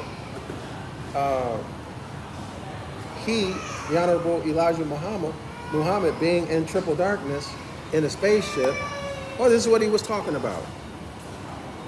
Why they just couldn't come, why did they say that so mysteriously? Why they just didn't tell the people this is discouraging, very discouraging, okay? Actually deceptive. So they call what is called God now ancient darkness. Of this darkness, H.P. Blavatsky writes, quote unquote, darkness is the root of light. Isn't there a Bible verse that says something like, the light came into the darkness, or the light came out of the darkness and they comprehended it not? I wish I had my mobile phone, I would look it up. Well, that's where that's coming from. That's what that's referring to, okay? But they make the darkness evil. See, everything about the Moor and the solar zodiac projection is evil. They've made it evil, derogatory, shameful. Okay, y'all? Darkness, evil. Clear? So in other words, they have programmed you, conditioned your mind to hate yourself and hate everything about you. So in other words, condition you to dishonor, disrespect your ancient foremothers and forefathers so that nature itself will punish you. Why? Because you're out of harmony with nature. Right? You're disrespecting your ancient foremothers and forefathers. Clear? That's how they set the system up, for you to self-destruct on autopilot, okay? Through language. Okay? So, darkness, according to H.P. Blavatsky, says this, darkness is the root of light. The root, not the branch, the root. That means the essence of light is darkness. Light is matter. Oh, light is matter. Light is matter, y'all. Darkness is pure spirit. Darkness, metaphysically, is absolute light. An abundance of light, the triple blackness of space. Y'all see that? Absolute intelligence, absolute awareness. Not a degree of, but absolute. That means 100%. Light is merely a mass of shadows, as it can never be eternal. Yeah, well, why? Because that energy will eventually, what? The energy can be intense, but then over time it will die off, right? It will die off. That's powerful stuff, y'all. So let's stop it here. The next paragraph on page 14 gets into serpent worship, tree worship, water worship, okay? All of which were feminine. So we're going to stop right there. How long? Wow, I didn't realize I went for 3 hours and 40 minutes. Didn't feel like it at all. Islam to all the Moors. Like and share the video, y'all. Like and share the video. Islam, Shalom, Assalamu alaikum.